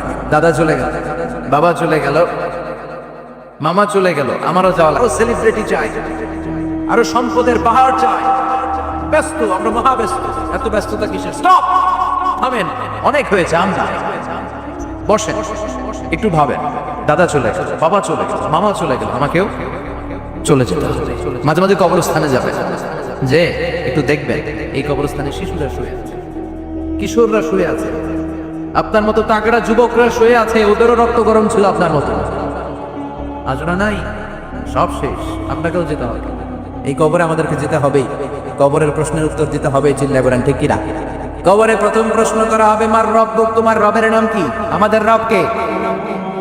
ওমা দীনু, তোমার ধর্মের নাম কি? আমাদের ধর্মের নাম কি? বিশ্বনবীর চেহারা দেখে বলা হবে, এই লোকটাকে তুমি চিনো কিনা? চিনি না আমরা? যাদের চেয়ে সুন্দর তুমি, নবী আমার কমলিওয়ালা, দু জাহানের বাদশাহ তুমি, প্যারা নবী সাল্লাল্লাহু আলাইহি, দু জাহানের বাদশাহ তুমি, প্যারা নবী সাল্লাল্লাহু আলাইহি, যাদের চেয়ে সুন্দর তুমি, নবী আমার কমলিওয়ালা। সুবহানাল্লাহ পড়ে। আমাদেরকে জিজ্ঞেস করা হবে, রবকে, বলবো আল্লাহ। ধর্ম কি? বলবো ইসলাম। এই লোকটারে চিনো নাকি? আমরা বলবো চিনি, আমাদের প্রাণের নবী মুহাম্মদ সাল্লাল্লাহু। তিনটা প্রশ্নের উত্তর করতে পারলে এডিশনাল আরেকটা প্রশ্ন, ওমা ইলমু। এই তিনটা প্রশ্নের উত্তর জানলা কেমন? নকল করছো নাকি? বাংলাদেশে নকল আছে না নাই?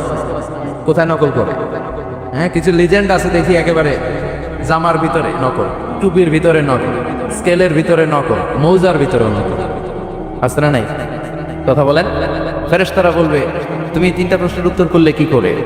আপনাকে বলতে হবে, আমি কোরআন থেকে শিখেছি, আমি হাদিস থেকে জেনেছি। চিল্লায় বলেন ঠিক কিনা? তখন ফেরেশতারা বলবে, আহলান ওয়া সাহলান, মারহাবান, কংগ্রেচুলেশন, তুমি উত্তর করতে পেরেছো। ইফসাহু লাহু কবরুহু 70 যিরান, আপনার কবরটারে 70 হাত লম্বা বানিয়ে দেয়া হবে।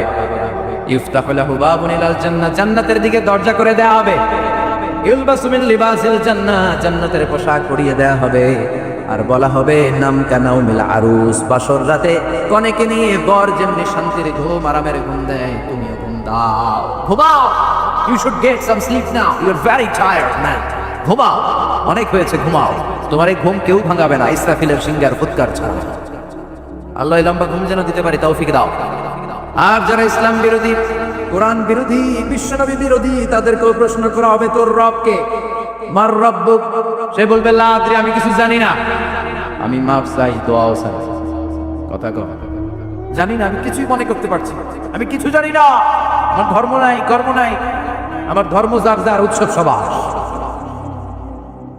আমার কোনো ধর্ম টর্ম নাই, আমার কোনো নামাজ রোজা নাই, আমার কোনো রব নাই। দ্বিতীয় প্রশ্ন, ওমা দীনুক, তোর ধর্মের নাম কি? সে বলবে, ধর্ম কি? আমি জানি না, আমি ধর্মরে গালি দিতাম, আমি দুনিয়া ইসলাম রে বাস দিতাম, আমি আলেম ওলামাদের বিরোধিতা করতাম, আর শাহবাগের মঞ্চে উঠে ভাষণ দিতাম। আছে না নাই? সব গুমর ফাঁস হয়ে যাবে, ইয়াউমুত তাগাবুন। এরপর বিশ্বনবীর চেহারা দেখিয়ে বলা হবে, এই লোকটারা চিনো নাকি? সে বলবে, চিনি না, তবে আমার বন্ধুরা তার বিরুদ্ধে ব্লগে লিখতো, আমিও ব্যাড ব্যাড কমেন্টস করে দিতাম, এই লোকটার বিরুদ্ধে আমি কার্টুন বানাতাম, এই বিশ্বনবীর বিরুদ্ধে আমি কথা বলতাম। চিল্লায় বলেন ঠিক কিনা? ফেরেশতারা বলবে, লা তারাইতা ওয়ালা তালাইতা, তুই কিছু পারলি না, তুই তো কপাল পোড়া। ফায়ুতরাকু বিমাতারিকা মিন হাদিদ, লোহার হাতুড়ি দিয়ে পিটিয়ে ওর মাসেলগুলো থেতলে ফেলা হবে। ওয়ায়ুকালু লিল আরদি ইলতাইমি, কবরের দুই পাশের মাটির বলা হবে, চাপ দে, এমন চাপ দিবে, ফাতাখতালিফা আদলাউহু, ডান পাশের পাজরের হাড্ডি বাম দিকে ঢুকে যাবে, বাম পাশের পাজরের হাড্ডি ডান পাশে ঢুকে যাবে, কিয়ামত পর্যন্ত এই মারামারি চলবে। আল্লাহ, এরকম ভয়ঙ্কর পরিস্থিতি থেকে আমাদেরকে বাঁচাও। ওই কবরের আযাব থেকে বাঁচার দরকার আছে না নাই? বিশ্বনবী বললেন, যে ব্যক্তি রাত্রিবেলায় সূরাতুল মুলক তেলাওয়াত করবে, তার কবরের আযাব হবে না। ইন্না হাযিহি সূরাতুন আযীমা মানিআতুন মিন আযাবিল কবর, এই সূরাটা এমন সূরা, সাধারণ কোন সূরা না। এই সূরাতুল মুলক যে রাত্রিবেলায় তেলাওয়াত করবে, তার কবরের আযাব থেকে তারে বাঁচিয়ে দিবে কে? নাম্বার 1 ফজিলা, স্ট্যাটাস, মনে থাকবে তো? 2 নাম্বার স্ট্যাটাস, শাফাআত লি সাহিবিহা, এই সূরাটা, এই সূরা তেলাওয়াতকারীর জন্য কিয়ামতের দিন সুপারিশ করবে, কোরআন সুপারিশ করবে। চারটেখানি কথা না, কোরআন যদি আপনার বিরুদ্ধে দাঁড়ায়, আপনার জান্নাত ক্যান্সেল। আর কোরআন যদি আপনার ব্যাপারে আল্লাহর কাছে রেকমেন্ডেশন করে, জান্নাত আপনার জন্য ওয়াজিব করে দিবে কে? এজন্য বিষ্ণু বললেন, শাফাআত লি সাহিবিহা, কিয়ামতের দিন তেলাওয়াতকারীর জন্য আল্লাহর কাছে সুপারিশ করবে। 2টা গেল। 3 নাম্বার, বিষ্ণু বললেন, খাসামাত আন সাহিবিহা, এই সূরাটা কিয়ামতের দিন এই সূরার তেলাওয়াতকারীর পক্ষ নিয়ে আল্লাহর সাথে ঝগড়া করা শুরু করে দিবে, আল্লাহর সাথে ডিবেট করবে, ঝগড়া করবে, যতক্ষণ না হাত্তা আদখালাহুল্লাহুল জান্নাহ, হাদিসের টেক্সট হচ্ছে, যতক্ষণ না আল্লাহ তাআলা তাকে জান্নাতে না ঢুকায়, ততক্ষণ ওই সূরার তেলাওয়াতকারীর পক্ষ নিয়ে আল্লাহর সাথে বিতর্ক, ঝগড়া, তর্ক চলতেই থাকবে। সুবহানাল্লাহ, আরো আস্তে বলেন। আবার বিষ্ণু বললেন মান ক্বারা বিহা ফি লাইলাতিন ফাকাদ আকসারা ওয়া আতওয়াবা, রাত্রিবেলায় এই সূরাটা যে তেলাওয়াত করবে পুরো রাত্রিটারে বরকতময় করে দিবে কে? এজন্য বিশ্বনবী আবদার করে আবেদন করে আমাদের কাছে বলে গিয়েছেন, আমি চাই আমার প্রতিটা উম্মতের হৃদয়ে এই সূরাটা গাঁথা থাক। আমি চাই আমার প্রতিটা উম্মতের সিনার ভিতরে এই সূরার 30টা আয়াত গ্রথিত করা থাক। সুবহানাল্লাহ পড়ে মাত্র 30টা আয়াত মুখস্থ করতে রাজি আছেন? এক মাসে কয়দিন? প্রতিদিন একটা করে আয়াত মুখস্থ করলে এই সূরা মুখস্থ করতে লাগবে কয়দিন? হ্যাঁ, হোমওয়ার্ক। এটা আপনাদের বাড়ির কাজ, যেহেতু ক্লাসে হোমওয়ার্ক দেওয়া যায় না। আরবিতে বলে আল ওয়াজিব আল মানজিলি। আমি গতানুগতিক তাফসীর করি না, আমি সমাজের খুঁতগুলো ধরে ধরে ডিসকাশনের মতো আমি করি। বিভিন্ন জেলায় যে ওখানকার ইয়াংদের সাথেও বসি, কথা বলি। এটাই আমার তাফসীর, এটাই কোরআনের এক্সপ্লেনেশন, ইন্টারপ্রিটেশন। এতেই মানুষ উপকৃত হয় বেশি। চিল্লা এখন ঠিক কিনা? তো এটা আপনাদের বাড়ির কাজ, মাইথার দিয়া বাসীদের বাড়ির কাজ। হায়াতে আল্লাহ বাঁচা রাখলে আবার কখনো দেখা হলে জিজ্ঞেস করবো যে মুল্ক মুখস্থ হয়েছে কিনা। কে কে মুখস্থ করবেন না হাত তোলেন? সবাই করবেন। এবার কে কে মুখস্থ করবেন হাত তুলে আমার আল্লাহর দেখা। আল্লাহ তুমি কবুল করো। আরো যারা পড়েন আমিন, হাত নামা। এই সূরাটা it's an eye opener for you. এটা আপনার চোখ খুলে দিবে। এই সূরাটা আপনার চোখকে খুলে দিবে, আপনার ঘুমন্ত বিবেককে জাগিয়ে তুলবে।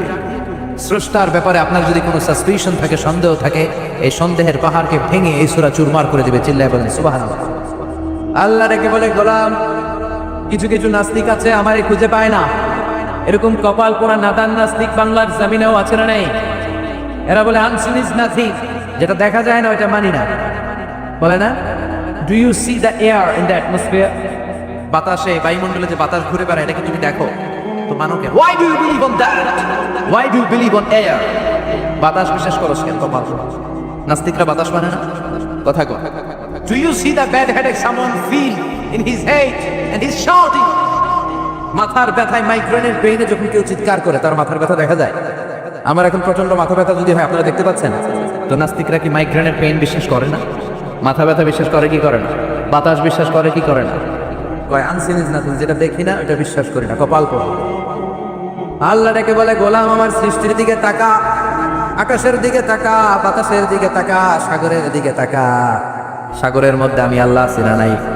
বিশাল বড় বড় পাহাড়ের দিকে তাকা, ঝর্ণার দিকে তাকা, ঝর্ণার মধ্যে আমি আছি না নাই? ঝর্ণা ঝর্ণা ঝর্ণা রে, বলনা বলনা বলনা রে, কার বিরহে পাগল পাড়া তুই, কার মিলনে ফুল ফসলে ভরা রে তোর দুকুল বই, কার মিলনে ফুল ফসলে ভরা রে তোর দুকুল বই। ঝর্ণা ঝর্ণা ঝর্ণা রে, বলনা বলনা বলনা রে, কার বিরহে পাগল পাড়া তুই। সুবহানাল্লাহ পড়ে। ঝর্ণার দিকে তাকাও, সাগরের দিকে নজর করে দেখো, বিশাল পাহাড়ের দিকে নজর করে তাকাও, ওই পাহাড়ের মধ্যে আল্লাহরে খুঁজে বাবা। চিল্লায় বলেন ঠিক কিনা? এজন্য ইমাম আবু হানিফার হাতে হাত রেখে শাহাদা বাক্য পাঠ করেছে। সুবহানাল্লাহ পড়ে।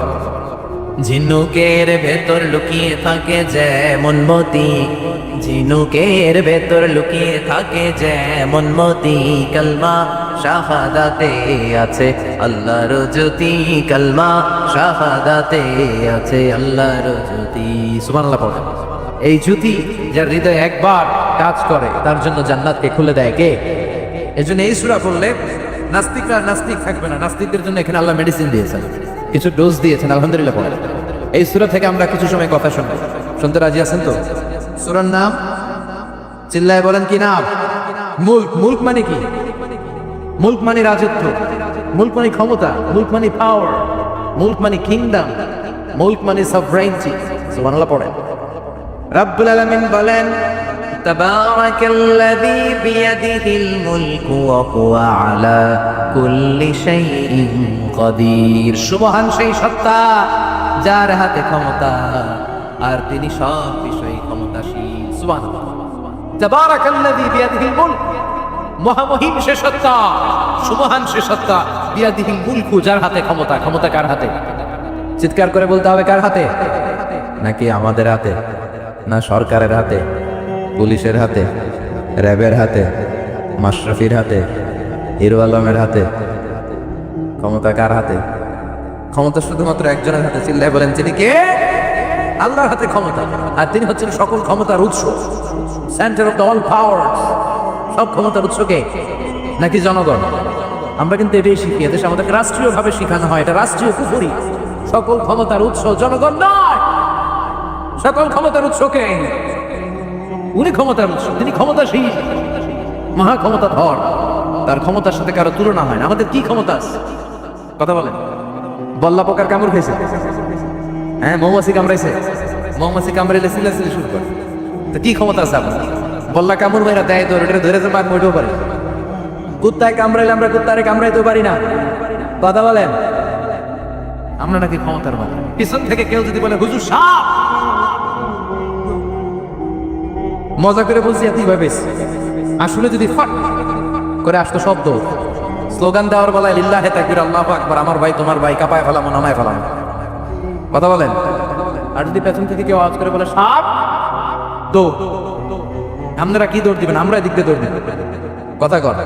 চাচা আপন প্রাণ জীবন বাঁচানোর জন্য ভয়ে পাগল। সাপ লাগবে না, বাবা ব্যাংক চিনেন? মাইথা দিয়ে নাই বোধ আছে, আছে। কি করে? খালি লাফায়। 10টা বাবা ব্যাংক যদি ছেড়ে দেওয়া হয় স্টেজে 2টা, আর বাকি 8টা এদিকে, বাবা ব্যাংক আর কি লাভ দিবে? এর চেয়ে লাফালাফি শুরু করবো আমরা। কথা বলে। আর আমরা দাবি করি আমরা ক্ষমতার উৎস। কোনো ক্ষমতা নাই। একবার ডায়রিয়া হলে 3বার টয়লেটে গেলে আর চেহারার দিকে তাকানো যায় না। কারে মাফ করে দেই, আই মরে যাইও, আই হাইতাম ন, আছে না নাই? তো পারবেন না কেন? আপনি না ক্ষমতার উৎস, আপনি না ক্ষমতার উৎস। আরে আপনার তো কোনোই ক্ষমতা নাই। খুলিকাল ইনসানু দাঈফা, মানুষকে দুর্বল থেকে দুর্বল করে তৈরি করেছে কে? এজন্য রব্বুল আলামিন বলেন তাবারাকাল্লাযী বিয়াদিহিল মুলকু ওয়া হুয়া আলা কুল্লি শাইইন কাদির। সুবহান সেই সত্তা যার হাতে ক্ষমতা। চিল্লায় বলেন ক্ষমতা কার হাতে? আমাদের হাতে কোনো ক্ষমতা নাই। আমরা হলাম দুর্বল। আমরা কি? দুর্বলের ঘরের দুর্বল। আমরা যখন জন্মেছিলাম দুর্বল। আমার ছোট্ট একটা মেয়ে আছে, আমি অবাক হয়ে থাকি যে আমিও তাইলে ছোটবেলায় এরকম ছিলাম, না খাওয়ালে খেতে পারে না, পেশাব পায়খানা করে, ঘর নষ্ট করে, বমি করে, দাঁড়াতে পারে না, শুইতে পারে না, লালা পড়তে থাকে, ক্লিন করতে হয়, সব সময় তাকে আল্লাহর আদেশে দেহে ঢুকে আল্লাহর আদেশে বের হয়ে যায়, ঠিক কিনা? এই যে ছোট্ট বাচ্চাটা দেহের ভিতরে যে রুহু ঢুকলো, কে দিল? 120 দিনের আগে মানব শিশুর দেহের ভিতরে কিন্তু রুহের ফুৎকার হয় না। সহিহ বুখারীর বর্ণনা 40 40 40 43 কত? কথা বলেন। প্রথম 40 থাকে নুতফা, তারপরে 40 হয় আলাকা, তারপরে 40 হয় মুদগা, sperm drop, blood clot, and then the little flash. ছোট্ট নাপাক পানি ছিলাম, শুক্রাণু ছিলাম আমরা। কি ছিলাম? শুক্রও ছিলাম না, শুক্রাণু, শুক্রের অণু। এক ফোঁটা শুক্রের মধ্যে 20 কোটি অণু থাকে। ওই 20 কোটির একটা ছিলাম আমি আর আপনি। সুবহানাল্লাহ। বাড়িতে গিয়ে বললেন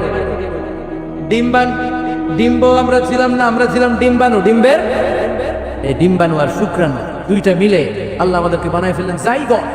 সেখান থেকে এমব্রয়ো, তারপরে আস্তে আস্তে ইনিশিয়াল স্টেজগুলো শেষে একটার পর একটা স্টেজ পার করে তিনি আমাদেরকে বানালেন আলাকা। সেখান থেকে মুদগা, আমাদের দেহের ভেতরে তিনি স্কেলিটন ভরে দিলেন, কঙ্কাল, মাথার স্কাল দিলেন, খুলি দিলেন, নাক কান গলা দিলেন, আমার রেসপিরেটরি সিস্টেম চালু করে দিলেন। কত ছোট ছিলাম আমি, ক্ষুদ্র ছিলাম আমি। فلينظر الإنسان مما خلق خلق من ماء دافق। মানুষের উচিত তার সৃষ্টি প্রক্রিয়ার দিকে নজর করে তাকানো। বাবার পিঠ থেকে সবেগে নির্গত হওয়া পানি দিয়ে মায়ের পেটে তোমারে ঢুকায় দিল কে? নাপাক পানি থেকে ছোট্ট ব্যাঙ্গাচির মতো ছিল, জোকের মতো মায়ের জরায়ুর দেয়ালে লেগেছিল। সেখান থেকে বড় করতে করতে আমার রেসপিরেটরি সিস্টেম, আমার হেয়ারিং সিস্টেম, আমার সব সিস্টেমগুলো তিনি আমার দেহের ভিতরে সেট করে দিল। চিল্লা এখন সুবহানাল্লাহ। 120 দিনের সার্জেন্ট পিরিয়ড শেষে তিনি দেহের ভিতরে রুহের ফুৎকার দিলেন। দেয়া মাত্রই আমার রুহুতে ধপ ধপ ধপ শুরু হয়ে গেছে। ওই যে ধপ ধপ শুরু হয়েছে, আজও থামে নাই। এই ধপ ধপ থামলে বাঁচবেন, দম ফুরাইলে আমরা ঠুস হয়ে যাবো, ঠিক কিনা? আরে মানুষ রঙিন ফানুষ, দম ফুরাইলে তবু তো ভাই কারোরই না একটুখানি। আরে মানুষ রঙিন ফানুষ, রঙিন ফানুষ, আইরে মানুষ। সুবহানাল্লাহ বলেন। সে আল্লাহ বললেন গোলাম, জীবন আর মরণের মাঝখানে আমি তৈরি করেছি রুহু। পৃথিবীর বিজ্ঞানীরা সব বানাতে পারে, কম্পিউটার বানাতে পারে, প্লেন বানাতে পারে, হেলিকপ্টার বানাতে পারে, রকেট বানাতে পারে, কিন্তু গোটা বিশ্বের সব বিজ্ঞানীরা মিলে কি রুহু বানাতে পারে নাকি?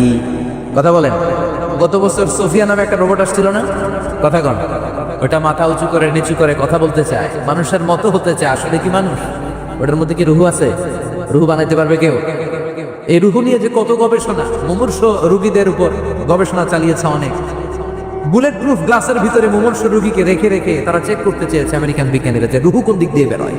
তারা ওজন করে দেখে মানুষ মরে গেলে কোনো লাশের ওজন বেড়ে যায়, কোনো লাশের ওজন কমে যায়। যেটাতে কমে গেছে 2-1 কেজি কমে যায়, তার অবাক।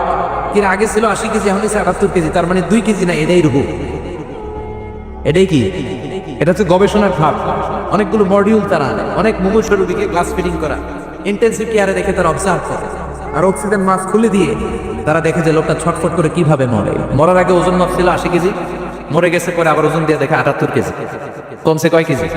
বিজ্ঞানে কে পাইছে? সবাইকে কি পাইছে? কয় রুহু। কই পাইলেন? আগে 80, এখন 78, 2 কেজি। রুহুর ওজন কয় কেজি? তো বিজ্ঞানীদের সিস্টেম হচ্ছে যে কোনো একটা বিষয়ের উপর গবেষণা চালালে তারা পূর্ণাঙ্গ ডিসিশনে পৌঁছতে পারে না। They couldn't jump to the final conclusion just on one module, based on one module. They cannot do it. তাদের অনেকগুলো মডিউল আনতে হবে, তারা আবার নমুনা আনলো আরেকটা। মুমূর্ষ রোগী, অক্সিজেন চেম্বার লাগানো, মাস্ক লাগানো, এটা খুলে ফেললে মরে যাবে। বুলেট প্রুফ করা গ্লাসের ভিতরে ঢুকিয়ে এটার ওজন মাপ, এটার ওজন 60 কেজি। এবার মাস্ক খোল, মাস্ক খুলছে ছটফট ছটফট করে, এটা শেষ। এবার মাপ দেখ, এবার মাইপা দেখা গেছে 63 কেজি। কয় কেজি বাড়ছে? এক একটার এক এক সিস্টেমে দিচ্ছে, কোনোটা কমে, কোনোটা বাড়ে, কোনোটা কিচ্ছু হয় না।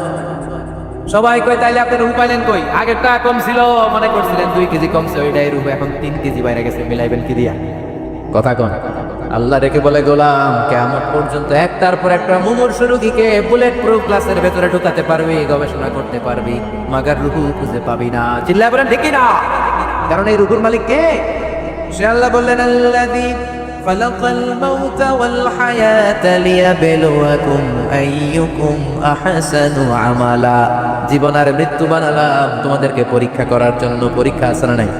গোটা দুনিয়াটাই পরীক্ষা। আল্লাহ যারে পছন্দ করে বেশি তার পরীক্ষাও। আসাদুন নাসি বালাআন আল আম্বিয়া। এই পৃথিবীতে আল্লাহ সবচেয়ে বেশি বালা মুসিবত দিয়ে পরীক্ষা করেছেন নবীদের। কারণ নবীরা আল্লাহর কাছে কম প্রিয় না বেশি প্রিয়? যেহেতু প্রিয় বেশি, পরীক্ষা। এজন্য মুমিনের উপর যদি পরীক্ষা আসে, মুমিনের উপর যদি অত্যাচার আসে, মুমিনের উপর যদি ধৈর্যের পরীক্ষা আসে, জেল জরিমানা আসে, মুমিন ওইটারে ভয় পায় না। মুমিন ভয় পায় একজনকে। চিল্লায় বলেন তিনি কে? কারণ আল্লাহর ঘোষণা, ওয়ালা তাহিনু ওয়ালা তাহজানু। ঘোষণাটা কার? ভয় নাই, তোদের চিন্তা নাই। আনতুমুল আ'লাউনা ইন কুনতুম মুমিনিন। তোমরাই বিজয়ী হবা যদি মুমিন হও, যদি মুমিন হও। এজন্য ধৈর্যের পরীক্ষা দিতে হবে, আল্লাহর উপর তাওয়াক্কুল করতে হবে, অত্যাচার আর জুলুম আল্লাহর নামে সহ্য করে যেতে হবে। চিল্লায় বলেন ঠিক কি না? কারণ মুসলিমের সাথে আল্লাহ থাকে। মুসলিমের বদদুয়াকে বিশ্বনবী ভয় করতে বলেছেন। কারণ মুসলিমের বদদুয়ার মাঝে আর আল্লাহর মাঝে পর্দা থাকে। যারা দুনিয়ার বুকে জুলুম করে তাদেরকে ক্ষমতার মসনদ থেকে নামিয়ে দেয় কে? আর যারা মজলুম হয়, যাদের রক্ত দিয়ে জমিন ভেজে, তাদেরকে জমিনের ক্ষমতা দিয়ে দেয় কে? আর যারা রক্ত ঝরায়, ইতিহাস বলে তারা শেষ পর্যন্ত প্রাণ আর জান নিয়ে পালাবার জায়গাটা পায় না। চিল্লায় বলেন ঠিক কি না? এজন্য মুমিন খুব ভালো করে জানে, রাত্রি যত গভীর হয়, সুবহে সাদিকের সময় কাছে আসতে থাকে। গর্ভবতী নারীর পেটের জ্বালা যন্ত্রণা, ব্যথার পেইন যত বাড়ে, নতুন মেহমান আগমনের সময় কাছে আসতে থাকে।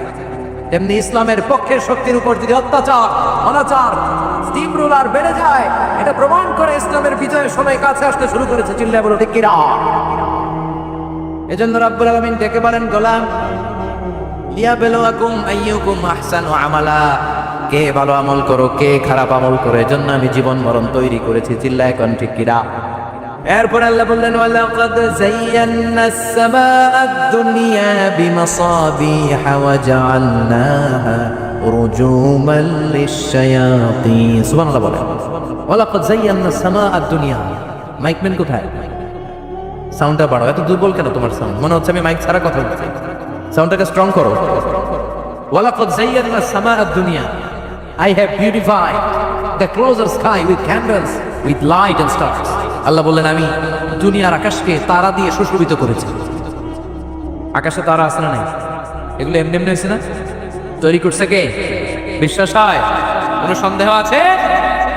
এখন তো লাইটিং ফাইটিং এর যুগে তারার যে কি সৌন্দর্য আমরা বুঝি না। আমরা যখন ছোটবেলা গ্রামে যেতাম, রাতের বেলা তারার বেলা কি সুন্দর, একটার চেয়ে একটা সুন্দর। শুকতারা ধ্রুব তারা, সপ্তর্ষি মণ্ডল, 7টা তারার একটা চেইন আছে, চিনেন এগুলো? কি সুন্দর তারা, এগুলো তৈরি করে রেখেছে কে?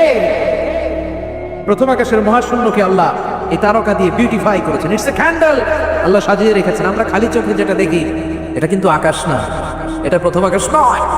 প্রথম আকাশ যে কত দূরে আমেরিকার নাসার বিজ্ঞানীরাও জানে না। খালি চোখে আমরা যা দেখি এটা প্রথম আকাশের মহাশূন্য, এর অনেক অনেক অনেক উপরে প্রথম আকাশ। এরপরে দ্বিতীয় আকাশের মহাশূন্যের স্তর শুরু, এরপরে দ্বিতীয় আকাশ, তারপরে তৃতীয় আকাশের মহাশূন্যের স্তর শুরু, তারপরে তৃতীয় আকাশ। একটা হচ্ছে আরেকটা। প্রথম আকাশের চেয়ে দ্বিতীয় আকাশ কত বড় বলি, আপনার হাতের আংটিটা যদি সাহারা মরুভূমিতে আপনি ছড়ে ফেলে দেন, পুরো মরুভূমির তুলনায় আংটি যত ছোট, আল্লাহর দ্বিতীয় আসমানের তুলনায় আল্লাহর প্রথম আসমানটা ঠিক তত ছোট।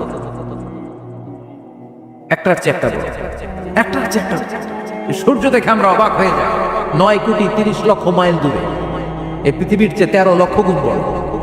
এটার সানশাইন, আলো আসতে পৃথিবীতে 8 মিনিট 18 সেকেন্ড লেগে যায়। আমরা মনে করছি সূর্যই বড়। আমরা বসে আছি মাইথার দিয়াতে, তাই না? এই জায়গাটার নাম কি? মাইথার দিয়া কি খালি এতটুকু প্যান্ডেলের সমান?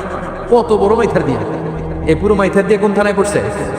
দাউদকান্দি। দাউদকান্দি হচ্ছে কুমিল্লার 16টা থানার একটা, ঠিক কিনা? 16 থানা মিলে কুমিল্লার একটা জেলা। এরকম কয়টা জেলা আছে?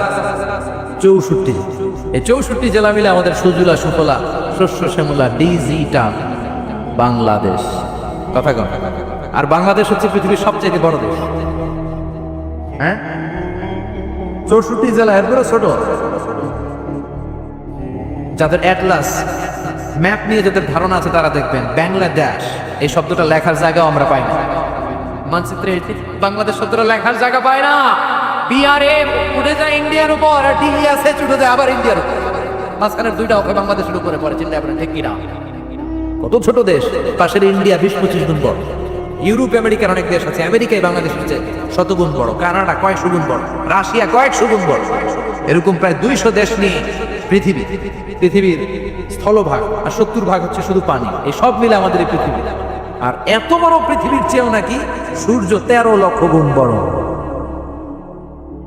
তার মানে সূর্যই বড় না, সূর্যের চেয়ে অনেক বড় তারা আছে। সূর্যের পরে পৃথিবীর সবচেয়ে কাছের যে তারা বা স্টার, ওটার নাম হচ্ছে প্রক্সিমা সেন্ট্রাই। নাম কি? প্রক্সিমা সেন্ট্রাই। এরপরে আলফা সেন্ট্রাই এ, আলফা সেন্ট্রাই বি, ইটা ক্যারিনা, বেটেলজিউস, এরকম একটার পর একটা তারা। যেই সূর্য পৃথিবীর চেয়ে 13 লক্ষ গুণ বড়, বেটেলজিউস নামে একটা তারা আছে, ওটা সূর্যের চেয়ে 33 কোটি গুণ বড়। তার মানে কি বেটেলজিউসই সবচেয়ে বড় না? ছোট্ট একটা তারা। এই বেটেলজিউস খেয়ে ফেলাইতে পারে এরকম 1000 কোটি গুণ বড় সাইজের তারা আছে না নাই? এরকম কয়েক বিলিয়ন তারা নিয়ে আমাদের গ্যালাক্সি গঠিত। আমাদের গ্যালাক্সি, এটার নাম মিল্কি ওয়ে। এটার নাম কি? আমাদের গ্যালাক্সি। এই গ্যালাক্সিতে আমাদের অবস্থান। এরকম কত হাজার কোটি গ্যালাক্সি আছে আমেরিকার নাসার বিজ্ঞানীরাও জানে। আমাদের গ্যালাক্সির সবচেয়ে কাছের যে গ্যালাক্সি, ওই গ্যালাক্সিটার নাম হচ্ছে অ্যান্ড্রোমেডা। কি নাম? অ্যান্ড্রোমেডা। আমাদের গ্যালাক্সি থেকে কেউ যদি কাছের গ্যালাক্সি অ্যান্ড্রোমেডাতে যেতে চায়, তার 2.5 মিলিয়ন লাইট ইয়ার্স সময় লেগে যাবে। কথাটা কঠিন হয়ে গেছে, আমি ভেঙে বলি, তারপরে সুবহানাল্লাহ করি। আমাদের গ্যালাক্সির নাম মিল্কি ওয়ে। মিল্কি ওয়ে থেকে যদি কেউ অ্যান্ড্রোমেডাতে যেতে চায়, কত সময় লাগবে? 2.5 million light year. Light year মানে আলোক বর্ষ। আলোর গতিতে যদি ছোটা যায়, 2.5 মিলিয়ন মানে হচ্ছে প্রায় 25 লক্ষ। তাহলে পৃথিবীতে সবচেয়ে দ্রুতগামী যে বিষয়টা আবিষ্কৃত হয়েছে সেটা হচ্ছে আলো। এই যে লাইট মারলে যে ছোটে, এই লাইট প্রতি সেকেন্ডে 1,86,000 মাইল বেগে ছুটতে পারে। 1 মিনিটে না, 1 ঘন্টায় না, 1 মিনিটে না, 1 সেকেন্ডে আলো চলে যায় কয় মাইল? 1,86,000। আপনি কল্পনা করতে পারেন? হয়তো মাথা নামাইতেছেন, দেখি কল্পনা করা যাবে? আমার তো তার ফেলে যাচ্ছে। 1 সেকেন্ডে নাকি আলো ছুটে 1,86,000 মাইল বেগে। 1 সেকেন্ড শব্দ করেছে তো 2 সেকেন্ড লাগে। কথা কর, এর মধ্যে আলো চলে গেছে 1,86,000 মাইল। তো কোন রকেট যদি আপনি পান, যে রকেট দিয়ে সেকেন্ডে 1,86,000 মাইল বেগে রকেটটা ছুটবে প্রতি সেকেন্ডে, খেয়াল করেন, ঘন্টায় না, মিনিটে না, কিসে? সেকেন্ডে। যে রকেটটা সেকেন্ডে 1,86,000 মাইল বেগে ছুটবে, ওই রকেটটা দিয়ে আমাদের গ্যালাক্সি থেকে আমাদের পাশের গ্যালাক্সি অ্যান্ড্রোমেডাতে পৌঁছতে আপনার 25 লক্ষ বছর লেগে যাবে। সুবহানাল্লাহ বাড়ি দিকে বললেন। এরকম বিশাল বিশাল তারা দিয়ে আমাদের আকাশটারে বিউটিফাই করেছে কে? এজন্য আল্লাহ বললেন ওয়ালাকাদ যায়্যানাস সামাআদ দুনিয়া বিমাসাবিহা ওয়া জাআলনাহা রুজুমান লিশ-শায়াতিন। আমি এই দুনিয়ার আকাশটারে সুন্দর সুন্দর তারকারাজি লাইটের মতো সেটিং করে সুশোভিত করেছি, আবার এই তারকা দিয়ে আমি শয়তানদেরকে প্রহারও করেছি। সুবহানাল্লাহ।